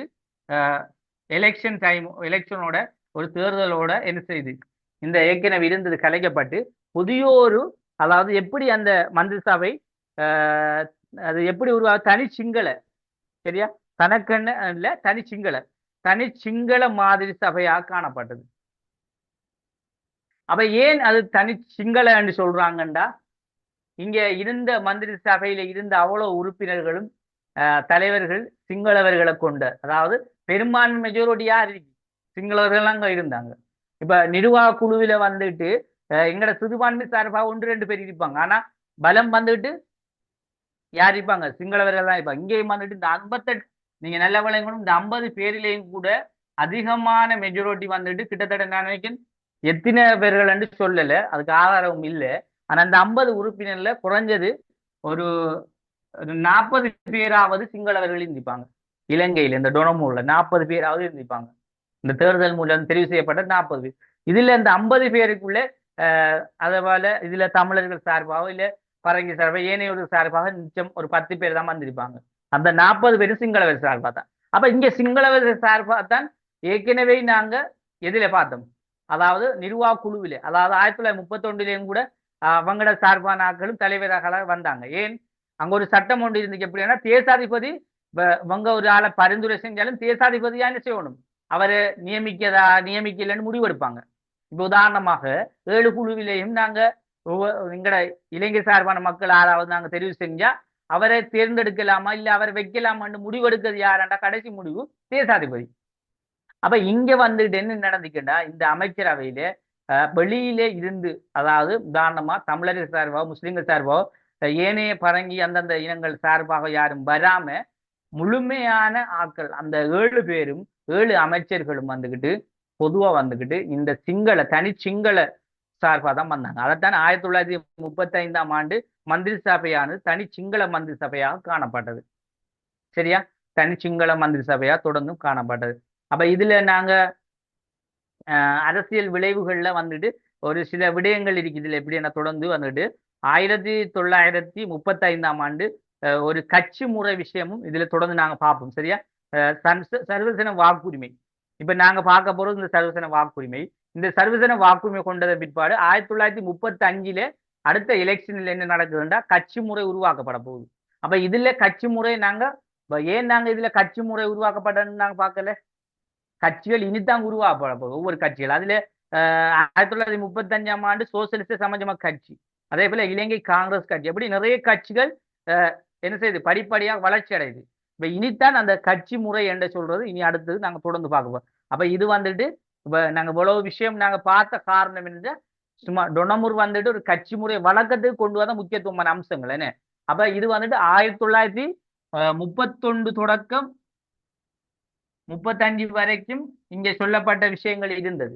ஆனா சில சீர்திருத்தங்கள் கொண்டு வந்து சில விடயங்கள் மாற்றம் செய்யப்பட்டதும் இருந்தது இதுல. சரியா? அதை நாங்க தொடர்ந்து பார்க்கலாம். அப்ப இந்த அடிப்படையில நீங்க என்ன செய்யணும்னா முதல் இதுல சொல்லப்பட்ட நன்மைகள் எப்படி இருந்துச்சு, குறைபாடுகள் என்ன விஷயம் பண்ணது நீங்க விளங்கினது.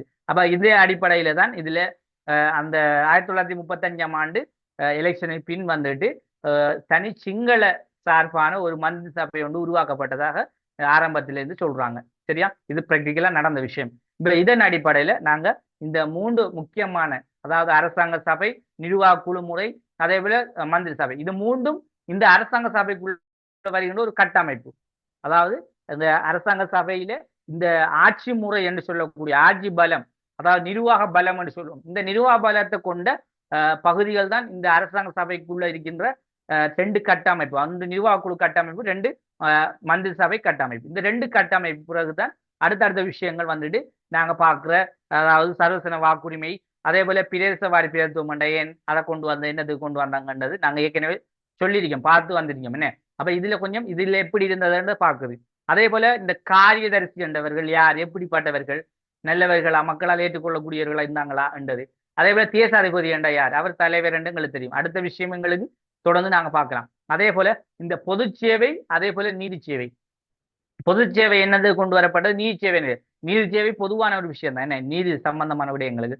பொது சேவை என்றா மக்களுடைய பொதுவான கொள்கை சார்ந்த விடயங்களை கொண்டு வர, இதுக்கு வந்து தனி ஒரு ஆலோசனை சபை, ஒரு கட்டமைப்பு சபை ஒன்று இருந்தது. அப்ப இதுவும் வந்துட்டு இவங்களுக்குள்ள உள்வாங்கப்பட்ட அரசாங்க சபையினூடாக கொண்டு வரப்பட்டது. இப்ப இதையும் நாங்க பார்க்க வேண்டியிருக்கும். அப்ப இவ்வாறான ஒரு கட்டமைப்பு முறைகளும் எங்களோட அரசாங்க சபையில இருந்ததை நாங்க பார்க்கிறோம். அதே மாதிரி இன்னும் அந்த முக்கியத்துவமான ஒரு சில விஷயங்கள்ல இந்த சர்வஜன வாக்குரிமையும் பிரதேசவாரி இதுல நன்மைகள் மக்களுக்கு எப்படி இருந்துச்சு அதையும் நாங்க தொடர்ந்து பார்ப்போம். இப்ப பாருங்க, இதுல நாங்க பார்க்க போறது அந்த சர்வசன வாக்குரிமை. இப்ப இந்த சர்வசன இதெல்லாம் கிளியர் தானே, விளங்கிட்டா? இப்ப இந்த விஷயம் எல்லாம் முழுக்க விளங்கிட்டு தானே, மந்திரி சபை கேபினெட் எல்லாம் விளங்கிட்டா? விளங்கிட்டா விளங்கலையா மந்திரி சபை? ரைட். இப்ப நாங்க பார்க்க போறோம் சர்வசன வாக்குரிமை. சரியா? இந்த சர்வசன வாக்குரிமை என்று சொல்ற விஷயத்தை பார்ப்போம்.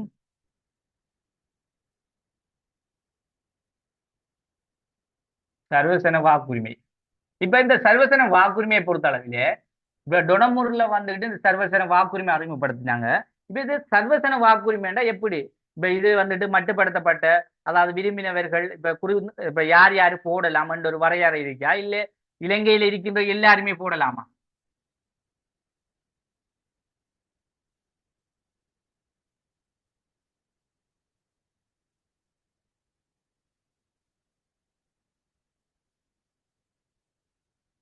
சொல்லுங்க பாப்போம்.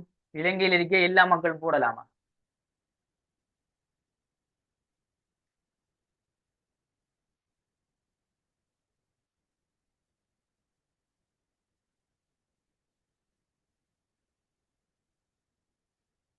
சொல்லுங்க பாப்போம். இப்ப இந்த சர்வசன வாக்குரிமை கொண்டு வந்தாங்க. இது வந்துட்டு இலங்கை மக்கள் எல்லாருமே போடலாமா, வாக்களிக்கலாமா, இல்ல இதுக்கண்டு ஒரு வரையறை இருக்கா? ரைட். இலங்கையில முதலாவது விஷயம் ஆண் பெண். ரைட். அப்ப ஆண் பெண், இந்த ஆண் பெண் இருபாலாரும் போடலாமா, இல்ல ஆண்கள் மட்டும் போடலாமா, அப்படி ஏதாவது இருந்ததா? சொல்லுங்க அப்போ. ரைட். அப்ப அந்த சர்வசன வாக்குரிமையை பொறுத்தளவிலே அதாவது ஆண் பெண் இருபாலாரும் என்ன செய்யலாம், போடலாம். சரியா? இந்த சிஸ்டம் இருந்தது. ஆனா இதுக்கு ஒரு வயது எல்லை என்ற விஷயம் ஒன்று இருந்துச்சா இல்லையா? அப்ப வரையறையான விஷயம் என்னன்னா வயது எல்லை. வயது எல்லை அப்ப சிறுவர்கள் போடலாம்னா இல்லை என்ன? அப்ப அதுக்கு ஒரு சில வயது எல்லை இருந்தது. ரைட். 21 வயது பூர்த்தி. ரைட். இப்ப இந்த வயதெல்லையை பொறுத்த அளவில் வந்துகிட்டு இங்க பார்க்கலாம் நாங்க பிள்ளைகள் இந்த வயதெல்லை அண்ணக்குள்ள இலங்கையில கிட்டத்தட்ட ஆஹ் இத்தனை இனம் இருந்துச்சு. கிட்டத்தட்ட இப்ப உதாரணமா ஆஹ் பொதுவா நாங்க சொல்லலாம் வந்துட்டு இலங்கையில பௌத்தர்கள் இருந்தாங்க. அதே போல இந்துக்கள், முஸ்லிம்கள், அதே போல பரங்கியர்கள், அதே போல இதுலேயும் ஒரு சில அந்த இந்தியாவில இந்த வம்சாவளி அவங்க ஒரு பகுதி இருந்தாங்க. வேறு வேறு அப்படி ஒவ்வொரு இனங்கள் மலாயர் இருந்தாங்க. பல்வேறுபட்ட நிறைய இனங்கள் ஆரம்பத்துல இருந்தது என்ன. அப்ப இதால நாங்க வந்துட்டு ஒரு இனத்தை மட்டும் நாங்க குறிப்பா சொல்லலாம். அப்ப இந்த எல்லா மக்களும் அதே போல ஆங்கிலேய சார்பானவர்களும் இருந்தாங்க. இப்ப இந்த சர்வசன வாக்குரிமை என்ற விஷயத்தை கொண்டு வந்த என்னண்டா இப்ப வெளிநாட்டவர்களும் எங்க நாட்டில் இருந்தேன்னு அப்ப எல்லாருமே வாக்களிக்கலாம். அப்ப இலங்கையில ஓல் பீப்புள் கிட்டத்தட்ட ஒரு ஒரு கிட்டத்தட்ட ஒரு நம்ம சும்மா அழுதுவோமே 1,00,000 பேர் ரெண்டு போடுவோமே. சரி, 1,00,000 பேர் ரெண்டா இந்த 1,00,000 பேரும் என்ன செய்யலாம், இலங்கையில இருக்க 1,00,000 பேரும் வாக்களிக்கலாம். ஆனா இந்த 1,00,000 பேரும் வந்துகிட்டு இந்த வயதை 21 வயதுண்டா இந்த 21 வயதை தாண்டி இருக்கணும். இவ்வளவுதான் அதுல மெயின் என்ன. ஆனா இந்த 1,00,000 பேரும் எப்படிப்பட்டவர்களாகவும் இருக்கிறார். அது எந்த நாட்டிலிருந்து வந்தவர்களாகவும் இருக்கிறார். அப்ப எவரும் போடலாம். அதான் சர்வசன வாக்குரிமை. அப்ப எவரும் போடலாம். ஆனா வயதண்ட எல்லை ஒன்று இருந்தது. அப்ப இந்த அடிப்படையில தான் இது தீர்மானிக்கப்படுது. அப்ப இதுல பாருங்க இந்த சர்வசன வாக்குரிமை மாதிரி இப்ப பிரதேச வாரி என்ற விஷயம் இருந்தது என்ன. அதுவும் வந்து தொடர்ந்து இருந்தது. அப்ப பிரதேச வாரி என்றது யாரு? இப்ப அது நாங்க இதுக்கு அடுத்தது நாங்க அதான் பார்க்க போறோம். பிரதேச வாரி பேருந்தும் அப்ப இது சர்வசன வாக்குரிமைன்னா ஒட்டுமொத்த எல்லாரும் அளிக்கலாம். அப்ப பிரதேச வாரியண்டா இப்ப இதுல ஏன் நாங்க இதை சொல்றோம் பிரதேச வாரியண்டா இந்த சர்வசன வாக்குரிமை என்பது ஒரு வாக்குரிமை என்ன. நாங்களும் வாக்களிக்கலாம், நீங்களும் வாக்களிக்க மாட்டோம், ஒரு வாக்குரிமை.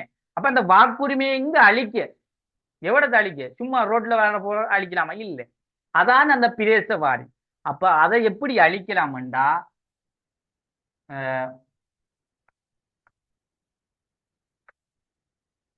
இல்ல லேசா பிரதேச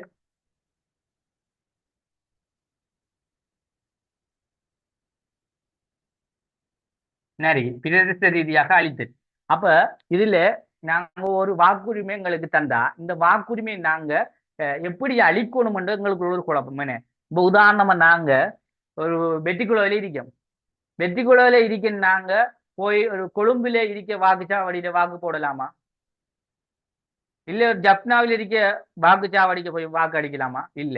இப்ப நாங்க எங்க உள்ள ஆள் நாங்க வெட்டிக்குளம் என்ன. இல்ல நாங்க வந்துட்டு உதாரணமா நாங்க அம்பாறை.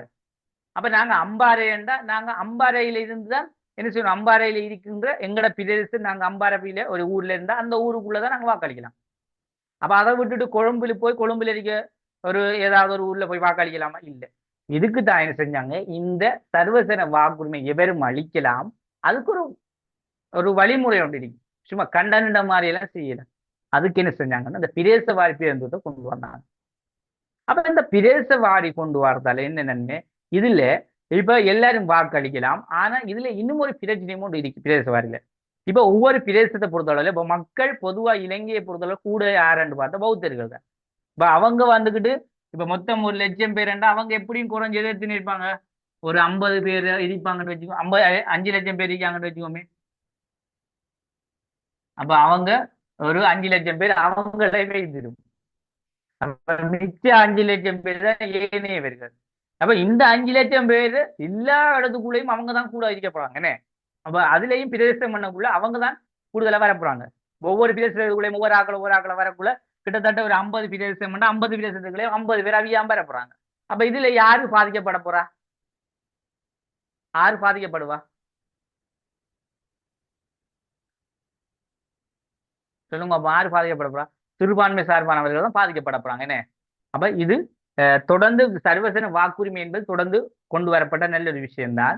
இருந்தாலும் பாதிக்கப்பட போற விஷயம் அதாவது சர்வசன வாக்குரிமை என்பது எல்லாருக்கும் நல்ல ஒரு விஷயமா இருந்தது. ஆனா இந்த பிரதேச வாரி என்பது பிரதேச ரீதியா வாக்களிக்கப்படுவதன் மூலம் சிறுபான்மை மக்களிடையிலே ஒரு பாதிப்பான நிலைமை ஏற்பட காரணமாக இருந்தது. அப்ப இதுவும் நாங்க முக்கியத்துவம் வழங்கணும் சரியா. இப்ப இந்த அடிப்படையில நாங்க டொனமூர் அரசியல் திட்டத்துல ஒரு முக்கியத்துவமான அம்சத்துல இந்த சர்வசன வாக்குரிமை இதை நாங்க பார்க்கலாம் பாருங்க. ஒரு நாட்டில் குறிப்பிட்ட வயதை அடைந்து ஆண் பெண் ஆகிய இருபாலாரும் எவ்வித அடிப்படை வேறுபாடுகளுமின்றி வழங்கப்படும் அரசியல் பங்கேற்கான உரிமை சர்வசன வாக்குரிமை. அப்ப இதுல வந்துட்டு யாரு வேணுமென்றது மடிக்கலாம். இந்த ஆண் பெண் என்ற வேறுபாடோ அவங்க இருபாலார்களும் அதாவது ஆண் பெண் என்று சொன்னா இந்த ரெண்டு இருபாலாருமே அழிக்கலாம். அவங்களுக்குள்ள ஆண் அழிக்கலாம் பெண் அழிக்கலாம் வேறுபாடெல்லாம் இல்லை. ஆனா எவர் வேணுமென்றாலும் அழிக்கலாம். அந்த குறித்த வயதிலே தொடர்ந்து செய்யலாம். அப்ப இதான் எங்கட நாட்டு அந்த முக்கியமான அந்த கட்டமைப்பாக இருந்தது. தொடர்ந்து பாருங்க இதுல டொனமூர் குழுவின் இலங்கைக்கு விஜயம் செய்வதற்கு முன்னர் இலங்கையில் சொத்து கல்வி மற்றும் ஆண்கள் என்ற அடிப்படையில் மட்டுப்படுத்தப்பட்ட வாக்குரிமை இருந்தது. அப்ப இந்த சர்வசன வாக்குரிமை விஷயத்த வந்துகிட்டு ஆரம்பத்துல இல்லைன்னு ஆரம்பத்துல வந்துட்டு வாக்குரிமை அளித்தல் என்று இருந்தது. அதுவும் என்ன வரையறுக்கப்பட்ட வாக்குரிமை. அப்ப இந்த வரையறுக்கப்பட்ட வாக்குரிமையான அங்க சொத்திரிக்கோணும் அடுத்தது படிச்சிக்கணும். இவங்களுக்கு அதுலயும் எத்தனை வீதம் 4 வீதமான வாக்குரிமை. இது என்ன ஏற்றுக்கொள்ளலாம்? இது பிச்சை ஓட மாதிரி என்ன. அப்ப அப்படியான ஒரு நிலைமை தான் பேசிக்கா இருந்து. அப்ப இந்த டொனமூர் வந்தப்போ கொஞ்சம் மாற்றமாகி சில நவீனமான சில முறைகளை கொண்டு என்ன செஞ்சாங்க கொண்டு வந்தாங்க. இதுல சர்வசன வாக்குரிமை முக்கியத்துவமாக இதன் அடிப்படையிலே உருவாக்கப்பட்டதை நாங்க சொல்லலாம். தொடர்ந்து நாங்க பார்க்கலாம். இந்த இதன் காரணமாக இலங்கையில் வந்துகிட்டு சனத்தொகையில் 4 வீதமான வாக்குரிமை கிடைக்கப்பெற்றது. இது ஜனநாயகத்துக்கு முரணானதாகவும் இதனை நீக்கி டொனமூர் குழுவினர் 20 வயதுக்கு மேற்பட்ட அனைவரும் வாக்குரிமை வழங்கலாம் என்ற கருத்தை கொண்டு வரலாம். இப்ப இந்த அடிப்படையில் தான் இந்த வயதெல்லையை கொண்டு யாரு வேணுமென்றாலும் வாக்களிக்கலாம். இப்ப நீங்க ஒன்று யோசிக்கணும், வெளிநாட்டவரும் வாக்களிக்கலாம் தானே இதுல. அப்ப இலங்கை கண்டு இப்ப இலங்கைக்கு தானே இந்த சர்வதேச வாக்குரிமை வந்த. இப்ப சர்வதேச வாக்குரிமைன்னா அதுன்னு வெளிநாட்டவர்களுக்குள்ள இப்ப பிரித்தானியரும் வெளிநாடு அவர்களும் வாக்களிக்கலாம்டா. இப்ப நடைமுறையில் இருக்கிறதும் நாங்க இலங்கை சார்பாக சொல்லக்குள்ள சர்வசன வாக்குரிமையா என்று நீங்க யோசிக்கலாம். இப்ப இருக்கு சர்வசன வாக்குரிமை இல்லை. இப்ப வந்துட்டு தேசிய வாக்குரிமை. இப்ப பொதுவா வந்துட்டு இலங்கையில் இருக்கும் மக்கள் மட்டும்தான் வாக்களிக்கலாம் சரியா. வெளிநாட்டவர்கள் வாக்களிக்கலாது. அதையும் விளையும் கொண்டீங்க குழம்பிக்க போடா. அப்ப இப்பவும் நாங்க சர்வசன வாக்குரிமை தானே அளிக்காங்கண்டு. அப்ப அதுக்கண்டு ஒரு அடிப்படையான விஷயத்த மாற்றி அமைச்சு என்ன செய்யாங்க. ஒவ்வொரு யாப்பகம் மாறக்குள்ள ஒவ்வொரு விஷயங்கள் மாற்றி அமைக்கப்படும். அப்ப இப்ப வந்துட்டு தேசிய அடிப்படையிலான வாக்குரிமை. அதாவது சொல்றது எப்படின்னா எங்கட நாட்டு மக்கள் எங்கட நாட்டில் இருக்க 4 இனங்கள்னா 4 இன மக்களும் எங்கட நாட்டுக்கு சொந்தமான மக்கள் எங்கட நாட்டுல பதியப்பட்ட மக்கள் அவங்க மட்டும்தான் வாக்களிக்கலாம் சரியா. அதுல குழம்பப்படா சரியா. ரைட். அடுத்து பாருங்க. இதுல தொடர்ந்து நீங்க பார்க்கலாம் பிள்ளைகள். இதன் காரணமாக இலங்கையில் வந்துகிட்டு தொடர்ந்து அதை பார்த்துட்டோமே. 1928 பிரித்தானிய தனது கட்டுப்பாட்டின் கீழ் வைத்திருந்த குடியேற்ற நாடுகளில் முதன்முறையாக இலங்கைக்கு சர்வதன வாக்குரிமை வழங்கிய ஒரு புரட்சிகரமான விடயமாகும். அப்ப 1928 பிரித்தானியா தமது கட்டுப்பாட்டின் கீழ் வைத்திருந்த குடியேற்ற நாடுகளில் முதன்முறையாக இலங்கைக்கு சர்வதன இது நீங்க இந்த பாயிண்ட்ஸ் வந்துட்டு மிக முக்கியமான ஒரு பாயிண்ட்ஸ். இப்ப எங்கட நாட்டுக்கு தான் முதல் முறையாக சர்வதன வாக்குரிமையை கொண்டு வந்தாங்க. 1928 இவங்க கொண்டு வரணும் முன்மொழிஞ்சிட்டாங்க. அப்ப அதாலதான் நடைமுறையில டொனமூர்ல வந்துச்சு. அப்ப இது வந்துட்டு பிரித்தானியர் வந்துகிட்டு இந்த சிஸ்டம் வேற எந்த நாட்டிலேயே கொடுக்கல. ஆனா இலங்கை தான் கொடுத்தாங்க. எப்படி சக்சஸ் ஆகுமா என்னன்னு பாக்குது. அப்ப அவங்களோட தந்திரங்களை பாத்தீங்க தானே. அப்ப இதுல வந்துட்டு 1928 பிரித்தானியா தனது கட்டுப்பாட்டில் கீழ் வைத்திருந்த குடியேற்ற நாடுகளில் முதல் முறையாக இலங்கைக்கு சர்வதன வாக்குரிமையை வழங்கியது புரட்சிகரமான ஒரு விடயம்.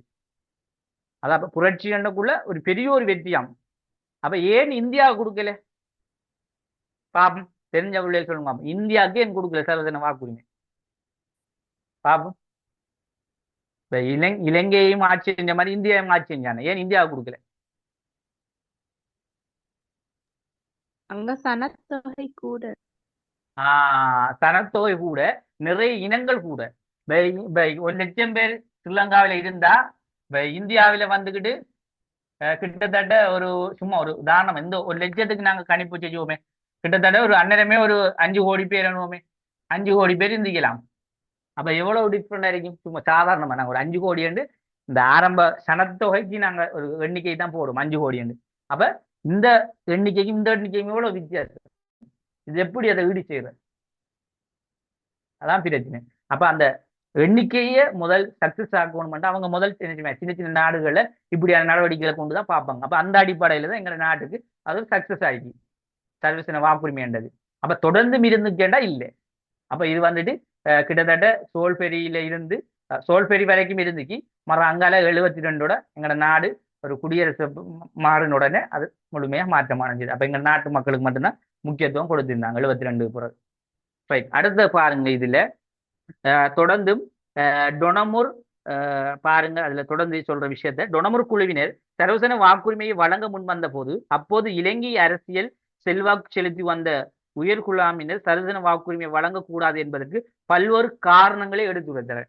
இப்ப இங்க இந்த டொனமுர் அரசாங்கத்துல இந்த சர்வசன வாக்குரிமை கொண்டு வர போறாங்க. ஆனா சில யாரண்டா இலங்கை அரசியலில் செல்வாக்கு செலுத்தி வந்த உயர்குழாமினர்கள், இப்ப இலங்கை சார்பானவர்கள் என்ன செஞ்சாங்கன்னா இதை எதிர்த்து போராடினாங்க.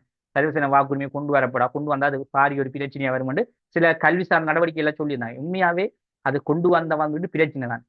அந்த டைமுக்கு அவன் கொண்டு வந்தது ஒரு நல்ல நல்ல விஷயம். உங்களுக்கு தெரியா பிள்ளைகள், பிரித்தானியர் எங்களோட நாட்டுக்கு இவ்வாறான விஷயங்கள், எங்களோட நாட்டுக்கு பிரித்தானியர்கள் வந்ததால கடுமையான முறையில் எங்களோட நாட்டில நலவான விஷயங்கள் நடந்திருக்கு. நலவான விஷயம் சும்மா நலவான விஷயம் இல்லை, நிறைய நலவான விஷயங்கள்.